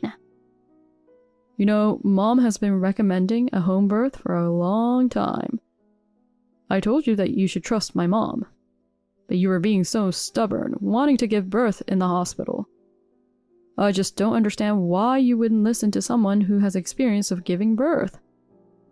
Well, now you don't have a choice but to give birth in the house. Are you serious? What do you mean? If you listen to my mom, you'll never go wrong. Why do you always take your mom's side? The midwife is a crazy woman. What do you mean, crazy? Normally, wouldn't the midwife bring all sorts of things for the birth? She came to the house with no tools or anything. I don't think she's really a midwife. Oh, come on, stop overthinking. Just trust my mom.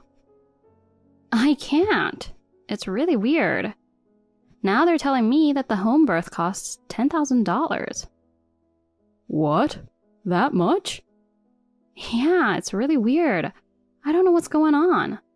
If you give birth at home, it should cost less than giving birth at the hospital. Something seems off. Is it? I think it's normal. What? No way it's normal. Maybe she's some famous midwife or something. I wouldn't mind spending the money if it means having a safer birth. Come on. I know that you trust your mother, but this whole situation is weird. I'm begging them to take me to the hospital, but they've locked me in the house. Does any of this seem normal to you? What's your point? My mom is doing this for your own sake. Please, George, why can't you take my side just for once? I told you before that your mother asked about our savings, right? I thought it was weird, but I answered roughly how much we have saved. Looking back now, I think she was planning this all along. After your father passed away, she decided to take over your father's company, right? And in the end, the company went bankrupt quickly. I think your mother has been in financial trouble since then. What the hell? You're out of your mind.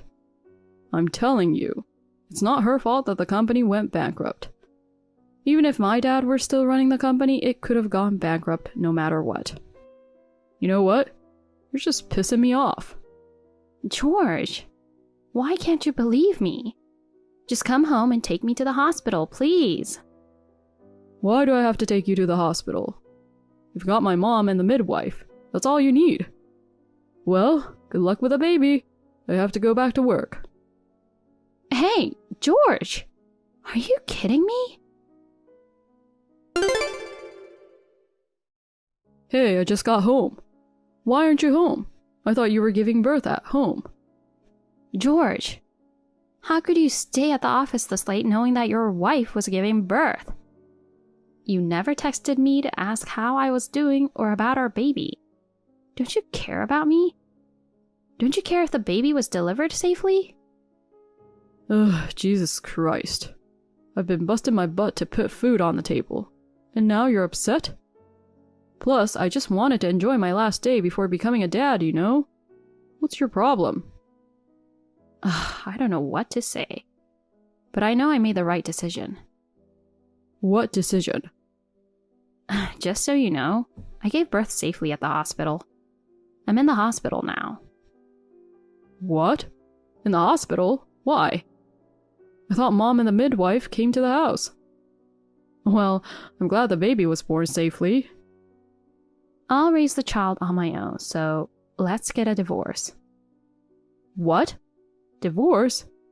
Do you want a divorce right after giving birth? Are you crazy? Oh, I'm crazy? I think you and your mother are crazy. What? Look at this photo.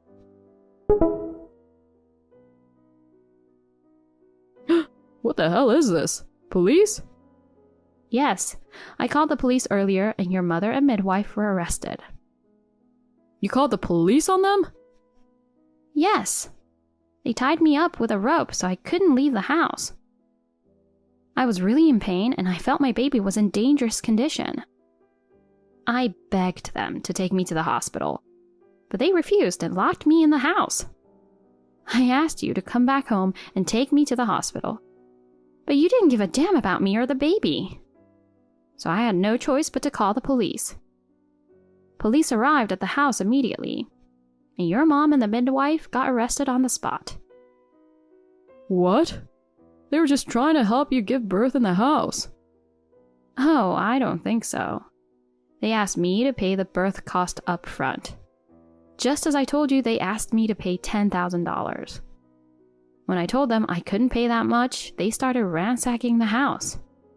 Your mother started screaming that there's no way I don't have $10,000. I think your mother has been planning this for a long time. I can't believe it. Please tell me you're lying. No, I'm not lying. Just think about it.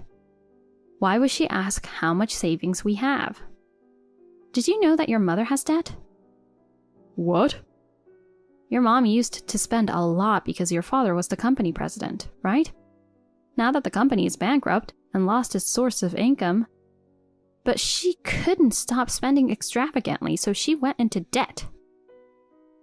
That's not true. She has Dad's inheritance and pension. Besides, I give her $200 allowance every month. That means she's spending more than that. Seriously? That is crazy. You know what's crazy? What? The person who came to our house wasn't a midwife or anything.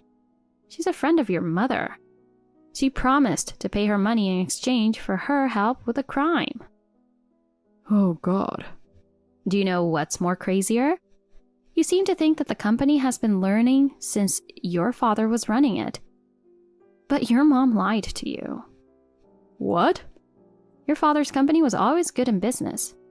And yet your mom, who was helping him with accounting, she embezzled the profits little by little so that no one would ever know. My mom did what? When your father found out, he made sure that your mom had nothing to do with the company. But unfortunately, after your father passed away, she took over the company. And of course, the company went bankrupt. Also, most of the employees resigned from the company because they didn't want to work for your mom. Well, that's all I heard from the police. It seems like she told her whole life story during the questioning. I can't believe she lied to me. Anyway, I have something more important to discuss with you. What? What's more important than this? It's about our divorce. I don't want to. Please, don't leave me. Please. I can't live without you, Taylor. You just gave birth. That kid needs a father. How can you say such a thing? A father like you? No, I don't want to raise my child with a scum like you. You never cared about me or my child. I'm better off without you. No, that's not true. Please. I'm sorry, Taylor. Oh, really? Then why didn't you come home sooner? I'm not going to change my mind. I'll have my lawyer contact you about the divorce and the child support. Oh, come on. I'm sorry. Goodbye, George. I wish you all the best. Taylor, wait. Please, forgive me. Please. Taylor.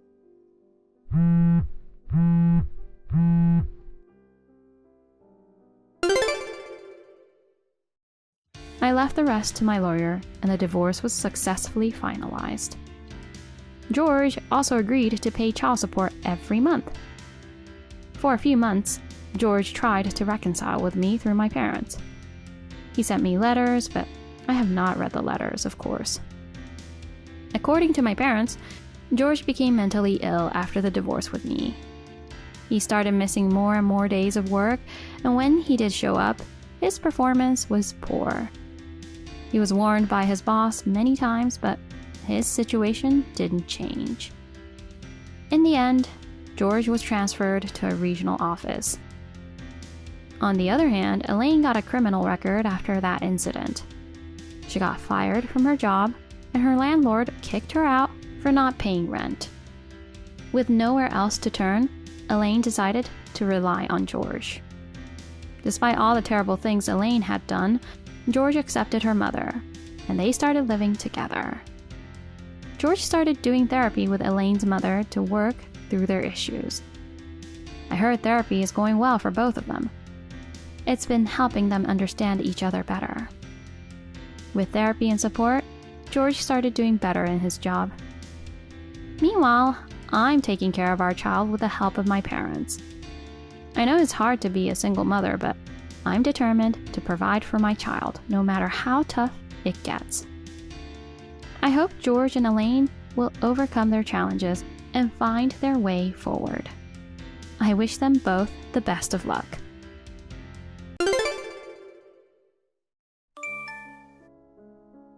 Hi, Andrea. Can we chat for a moment? It's been a while, Diane. How can I help you? You should give up on marrying William. Excuse me? Marrying Liam makes more sense. Listen, you're going to marry Liam, not William, okay? Hold on, Diane. I've talked to you about this many times before, right? I've been going with William all along, so obviously I'm going to marry him, the brother of Liam. No, I can't let you choose.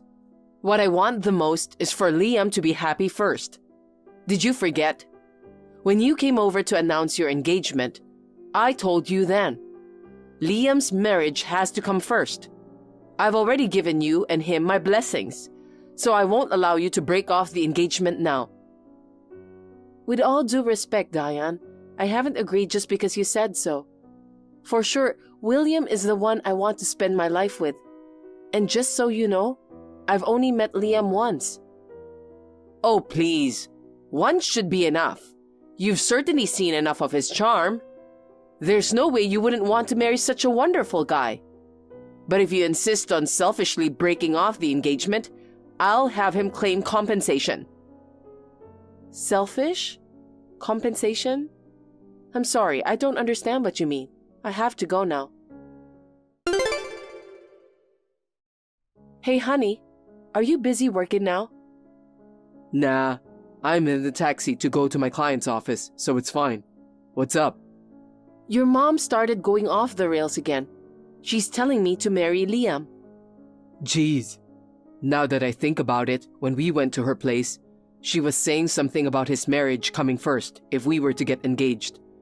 Is she seriously trying to set you guys up? Actually, she already considers our engagement to be a done deal. She says she'll ask for compensation if I break off the engagement. Geez, I'm really sorry about this. Her going off like this is nothing new. But seriously, you and Liam barely know each other. It's just not realistic to suddenly talk about marriage. But you know, I wonder what he thinks about this. Considering how worked up she is, I doubt she hasn't said anything to him. On that note, he actually reached out to me for advice last night. Oh, really? But wait, didn't you say something before? After he quit the prestigious job and became a shut-in, he started avoiding you. Oh, right. We did talk about that. I thought so, but as it turns out, he wasn't actually a shut-in or avoiding me. What do you mean? His reason for quitting was because he started his own business. Wow, he started a business? And it seems like it's mostly work from home. It's a registered company, so he's technically the founder and CEO. Amazing. He manages all his meetings online and doesn't need to commute anywhere. He's always been more of an antisocial, so when he stopped going out, it made him seem like a shut-in and unemployed bum. I see. Now his business is doing well, and he's earning quite a bit. He didn't share it with anyone because he was afraid it would turn into bragging material for Mom and be used to show off to her friends and relatives. He thought it'd be better to be treated as an unemployed bum until the right moment to reveal the truth. But then, this commotion happened. Since you have a good position in a major company, Mom thinks that if you marry him, both she and Liam will be financially secure. So she thinks it's a good idea to steal you from me and have you married to him. She's including herself in the equation of being supported by me? It's not just cheeky, but downright audacious. She even sounds like planning on cohabiting after the marriage. Yeah, it's really irritating. But of course, Liam has no intention of marrying you, just so you know. Yeah, I get it. Knowing that he wasn't actually an unemployed shut-in makes me feel relieved. So, I apologized for assuming that, and we kinda made up. Now, On to the issue at hand, which is what he asked me for advice on. The reason he revealed his real situation now is to ask for our cooperation. Cooperation? So, he has a girlfriend for a while now. Apparently, they've even made a promise about getting married. Oh, really? But then, out of nowhere, he was told to marry you last night. Panicked, he finally told Mom for the first time that he actually has a fiancé. But for some reason, she thought that his fiancé was you. She was like, "Well done, Liam, you've already taken her from William." He denied it, but she wouldn't listen. She was just too excited about her own misconception. Geez, she really has extreme thought processes. And there's one more thing he confided in me about. He's been struggling with her excessive interference since childhood. I see. He's been through quite a lot too. So, he's planning to take advantage of her false excitement and consider marrying his real fiancé just to mess with her. For that to happen, he says he needs our help. We plan to set up a time to talk when Mom isn't around, so I want you to join too. Oh, wow. Basically, it's a strategy session to prank the selfish mom. Ha, you said it. Yeah, got it. If there's anything I can do to help, I'm all in. Hi, Andrea. It seems like the wedding preparations are going smoothly. Of course, you've broken up with William, right? No, I haven't. Oh my God. What are you doing? Break up already. No. This is a surprise Liam came up with. A surprise? Yeah, it's supposed to be a surprise for everyone on the wedding day. I haven't asked for more details, so I can't really say anything else. Well, have a good night, Diane. Oh my. Truly, that's my proud son. Sounds like he's planning to make a bold declaration at the wedding, huh? Planning to stun everyone with a fantastic surprise? Maybe making a grand announcement to take the wind out of William, who's snide, just like my ex-husband. Got it. If that's the case, I won't pry any further. Looking forward to the big day. Andrea, it's almost time for the ceremony. Where are you? Brides take forever to get ready, so get your butt here now. Hello?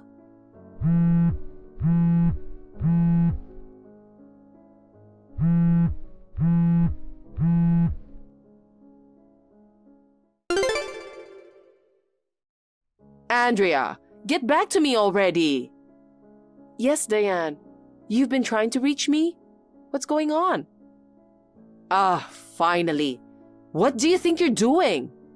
Sure, you work for a big fancy company and might have the means to support Liam, but canceling your own wedding at the last minute is outrageous. I can't allow him to marry such a rude woman. Whatever you say. I've already told you that it's impossible for us to get married. And besides, we're on our honeymoon right now. What honeymoon? Don't talk nonsense. Liam's at the venue right now. There's no way you two are on a trip. I never said I was with him. When I say we, I meant William and I. What are you saying? And our wedding took place 2 weeks ago. We invited close friends only and had a party at the restaurant. 2 weeks ago? What are you talking about? The wedding is today. That's why I'm currently at the venue greeting guests as the groom's mother. Liam's all set and with his groomsmen. I see. I'm sorry, but I have no intention of divorcing William, and I'm definitely not marrying Liam. I won't allow that. Besides, how do you plan to pay for this wedding? Liam doesn't work and has no money. We'll be in trouble if you don't pay. Why should I pay for a wedding that's not even mine? Anyway, I don't know what exactly is going on over there, but please, don't involve us. Goodbye then. Andrea? Andrea, what are you going to do? About what? About Liam, my dear precious son. What happened to him? He said you weren't coming, so he'd talk to the venue to cancel the wedding before leaving.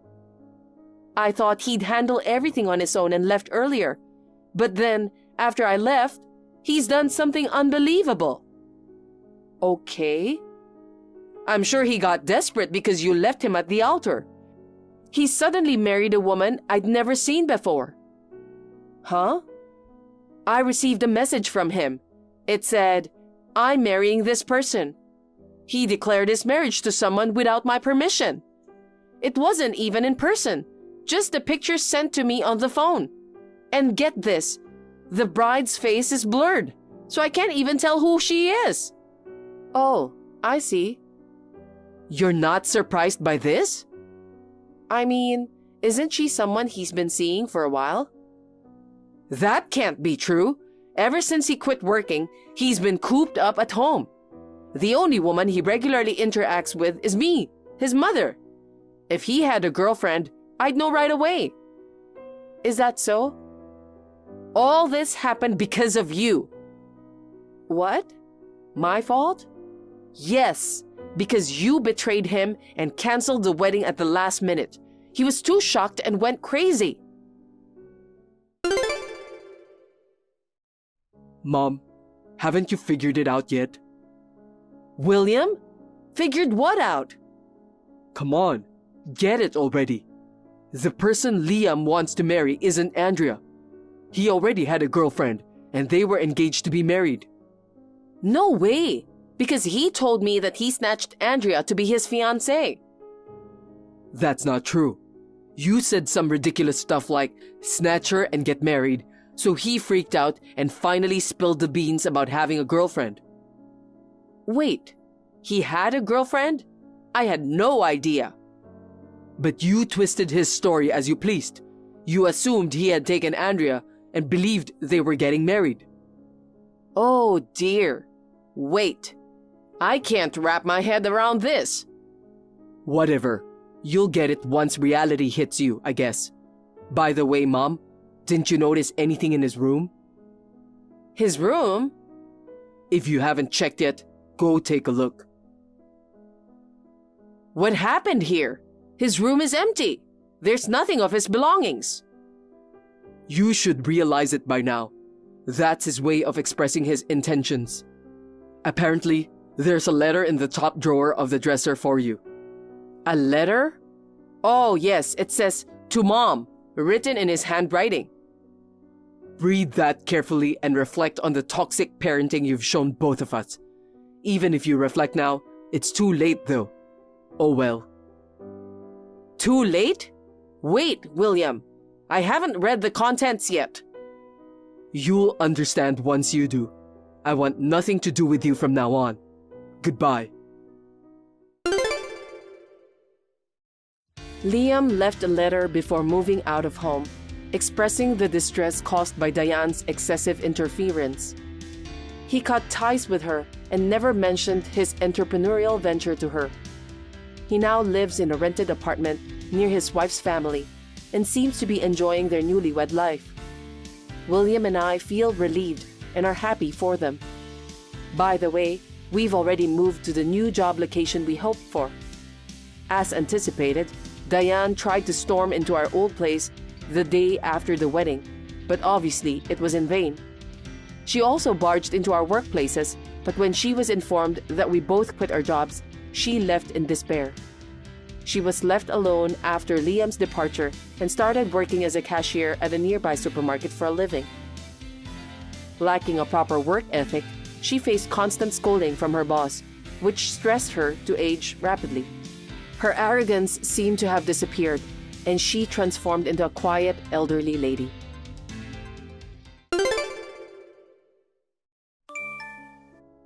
Laura, can I talk to you for a sec? I'm in a really tough spot right now. Oh no, what happened? I need a favor from you. I'm not entirely sure, but what is it?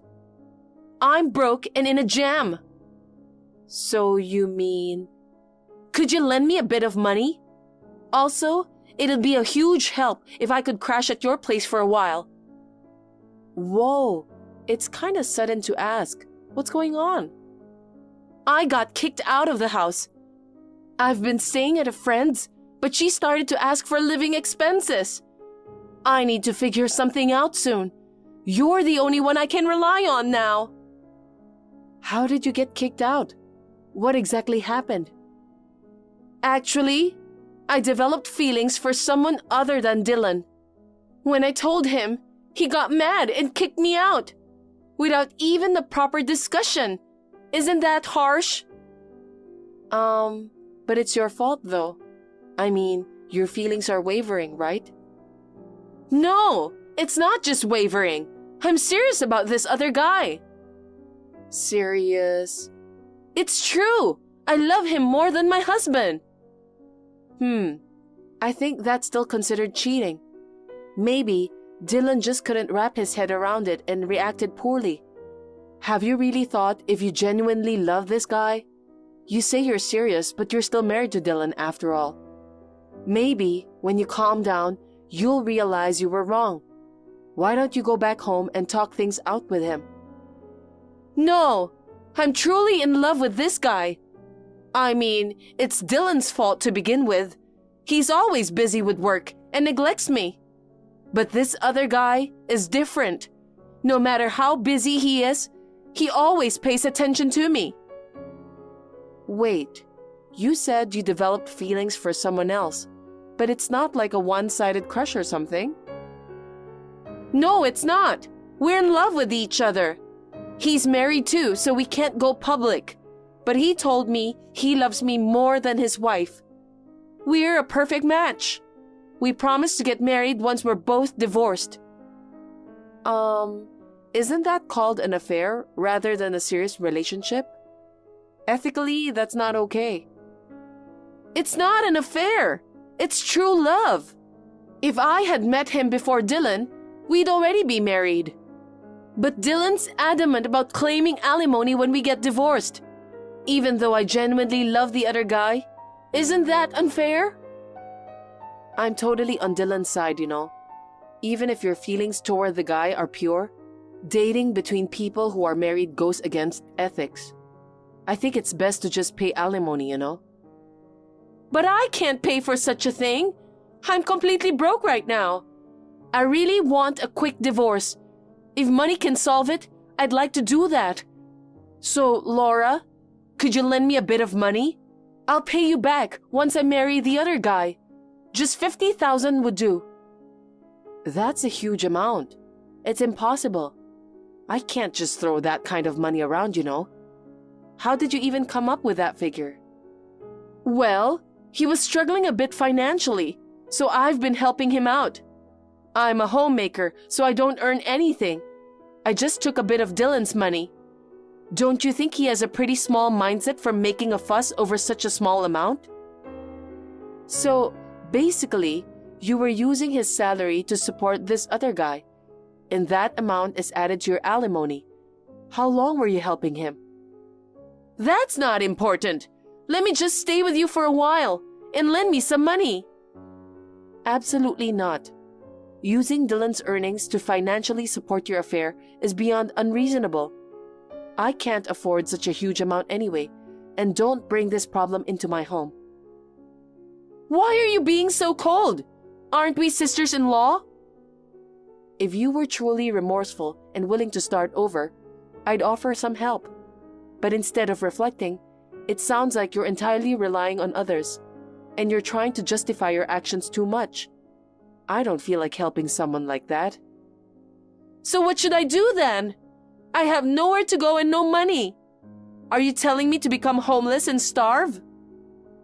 Not my concern. You brought this upon yourself. In any case, my home is off limits. I won't lend you money or let you stay here. Come on, Laura! That's so cruel! Please, just for a few days? I'll definitely pay the money back.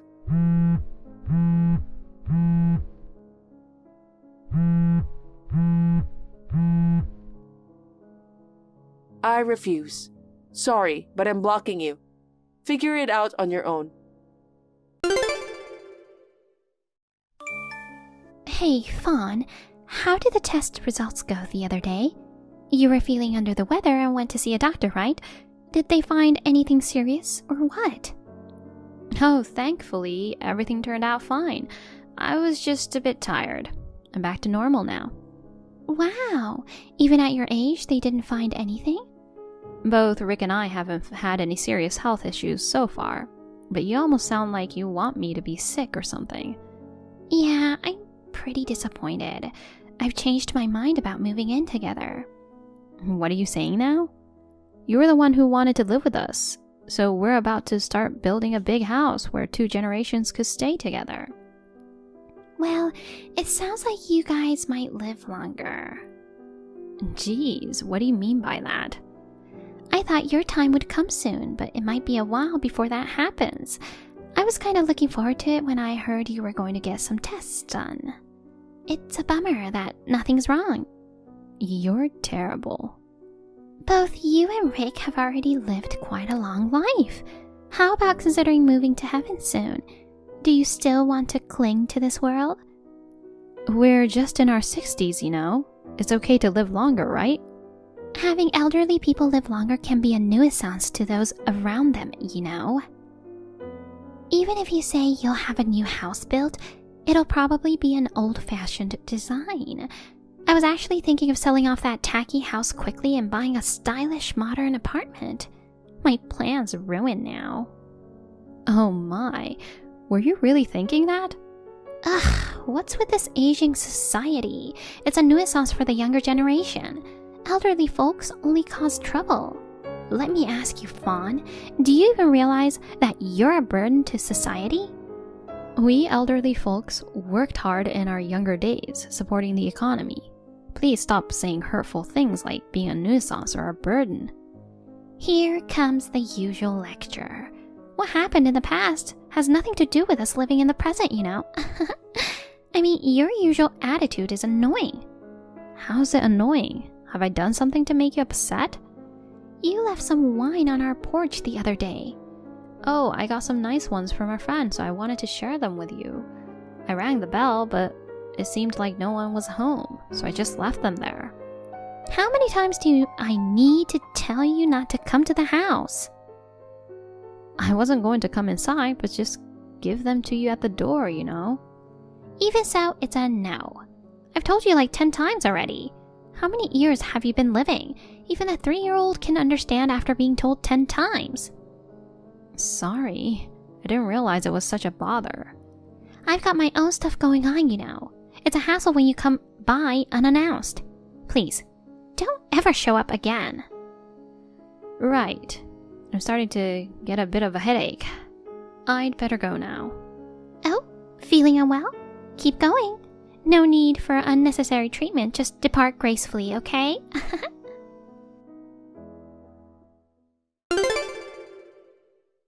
Hi, Sarah. You said some nonsense to Oliver, didn't you? He scolded me for bullying you. But that's the truth, isn't it? I'm suffering so much. You're such a... He believed me and is considering not moving in with you guys. You can't blame him, can you?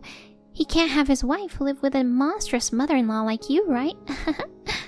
He's usually gentle and never raises his voice at anyone. He was so furious when he yelled at me. I was so down after that. Oh, really? Then why didn't you just tell him the truth? How could I? If you guys end up divorcing, won't it be sad for Aiden? That's what I'd expect from someone with parenting experience. You're getting older for nothing, huh? I'm a mother too, you know. I can't take away his mother from my precious grandchild. Exactly. Are you going to continue living in your current house then? Yes, for now. It's convenient here, so no plans to move. Oh, but don't think just because it's closer to your new home, you can come over to see Aiden. Why not? I won't get to see him? Sometimes I go out with friends, so I might let you babysit him then. You'll let me? You're being quite arrogant. Oh, come on, it's not that bad. You should be thankful. I'm giving a role to someone who's usually useless. You don't have to put it that way. Of course, I don't mind looking after him, but I wish you show a bit more respect for your elders. I've been patient enough. Please continue as is. Old people are good at being patient, right? I'm not that old, though. It doesn't matter. It's just that people over a certain age tend to be like that. Yeah, I got it. By the way, even when your new home is ready, please don't bother inviting me over. I'm not planning on giving any housewarming gifts. Sure, got it.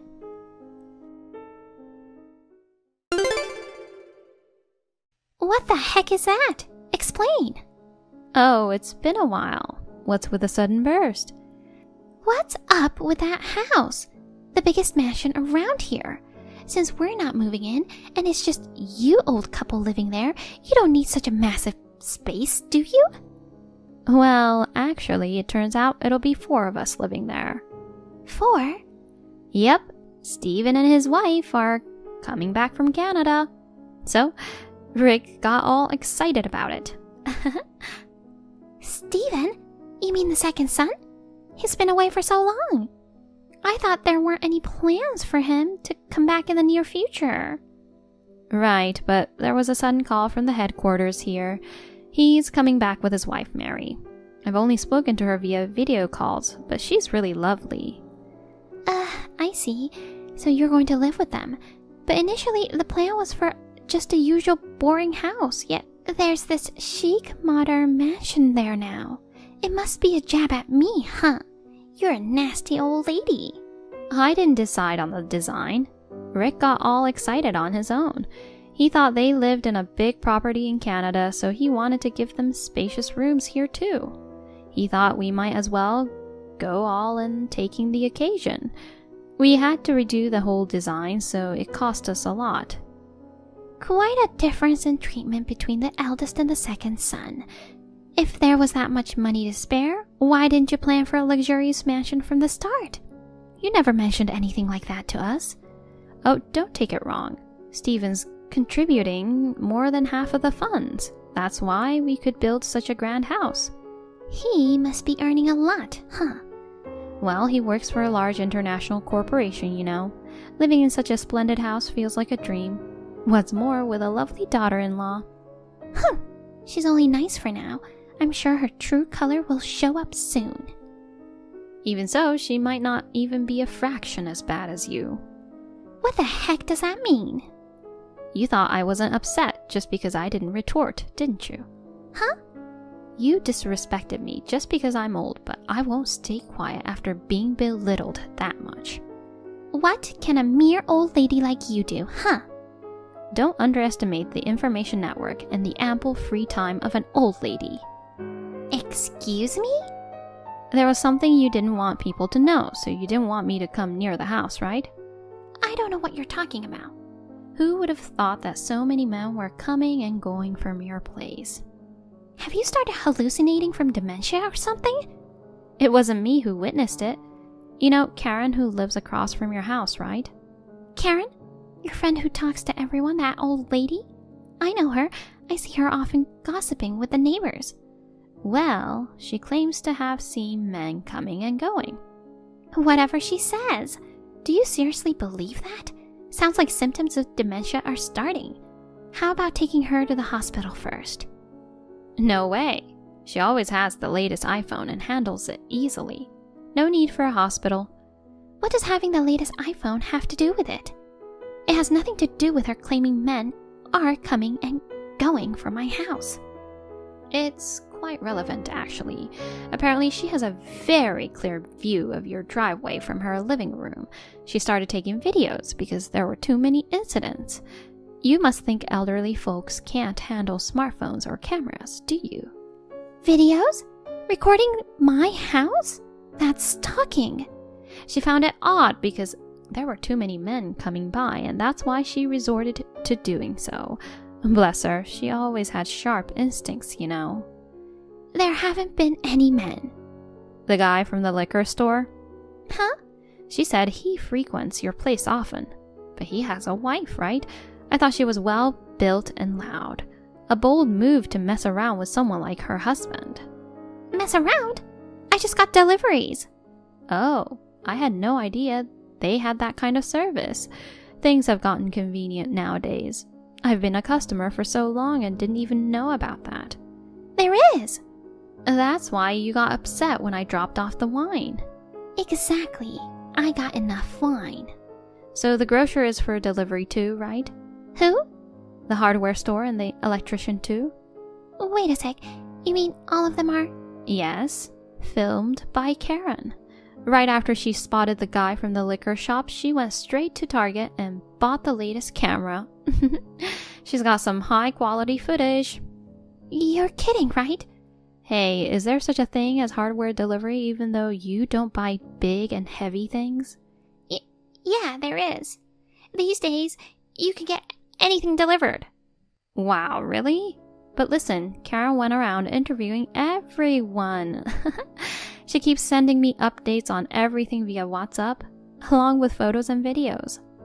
Seriously, what's wrong with her? She's so annoying. Maybe all the men are scared of their wives, so they played dumb at first. As soon as they saw the evidence photos, they spilled everything. I can't believe you managed to lure so many guys. What a sly woman. You're married too. Hold on a sec. That's a big misunderstanding. What do you mean? Well, the thing is, I'm actually really good at giving a shoulder massage. I was just giving treatment. Shoulder massage? I'm good at it too. So it's not like I was up to anything suspicious. You wanted me to babysit Aiden because he was in the way of giving treatments? Yes and no. You haven't told anyone about this, right? Of course not. I mean, how could I? Oh, thank goodness. Besides family members. What? I told Oliver about it.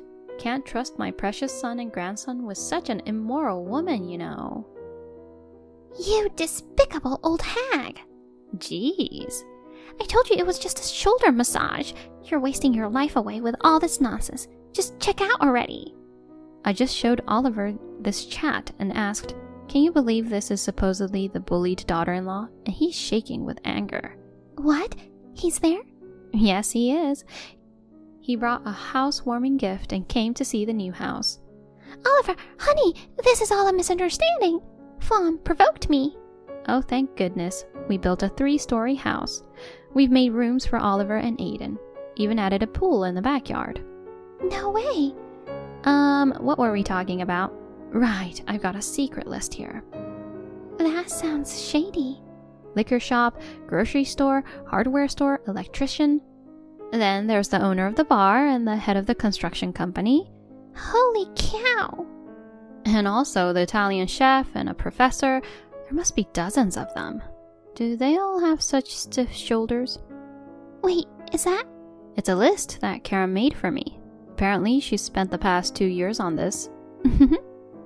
God darn her! How much free time does she have?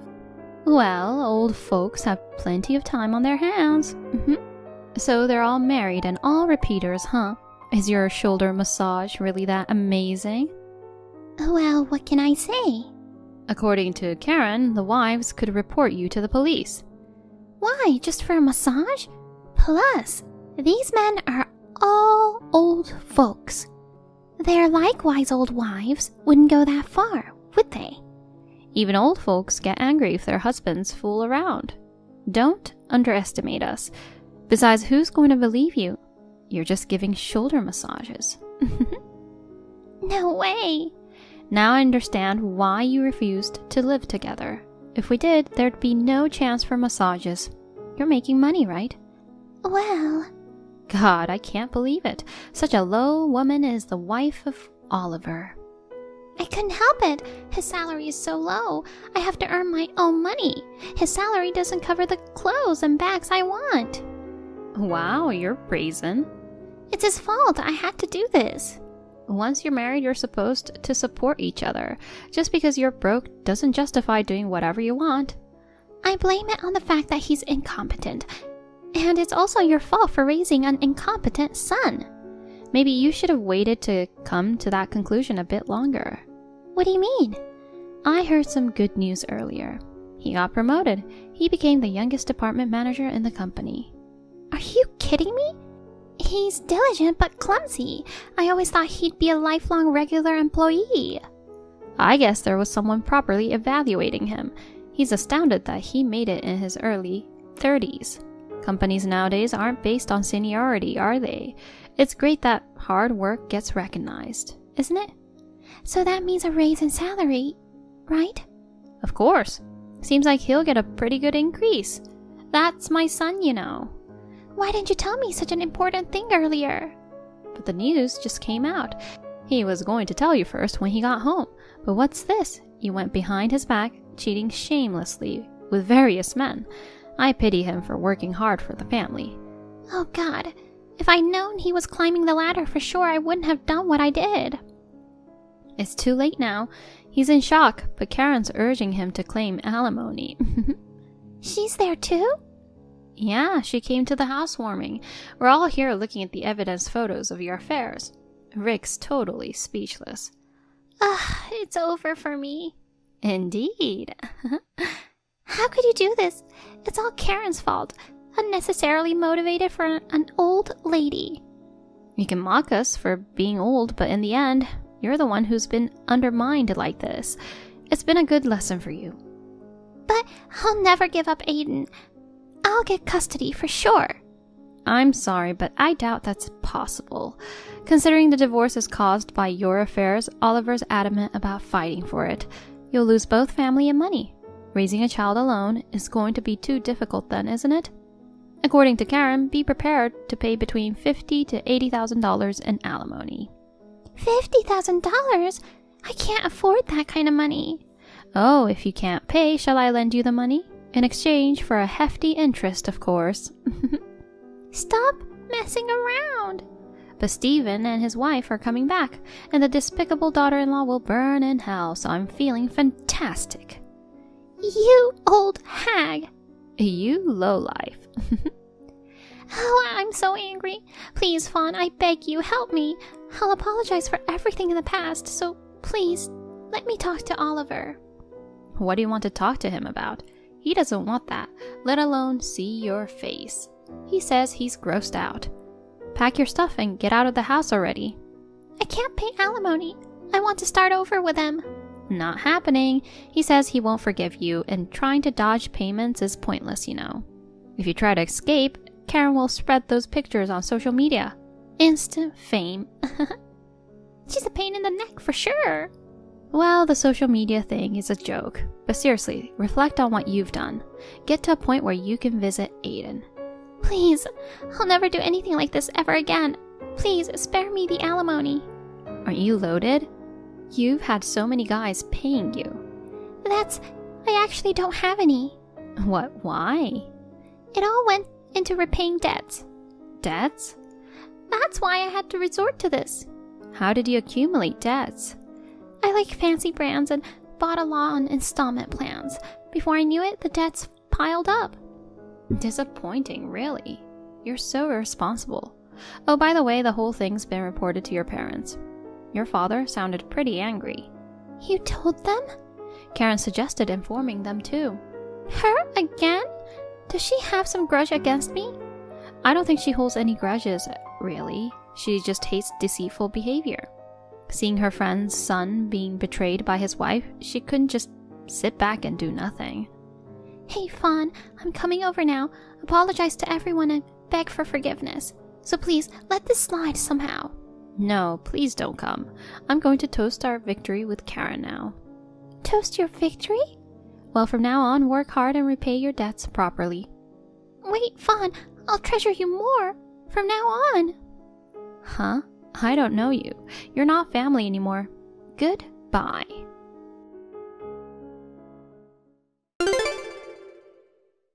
Sarah and Oliver got divorced.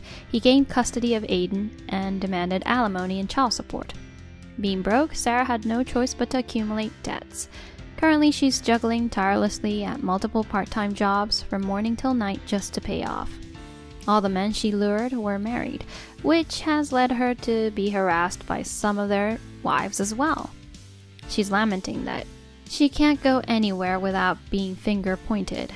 Considering how she shattered numerous families for her own desires, she has no choice but to spend her entire life making amends. In my home, Oliver, Aiden, Stephen, and his wife are all together now. Karen drops by occasionally, making our life lively and cheerful. We hope to live happily together as a wonderful family in this lovely home.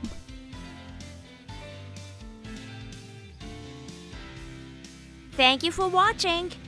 Please rate the video and subscribe to our channel. See you in the next video.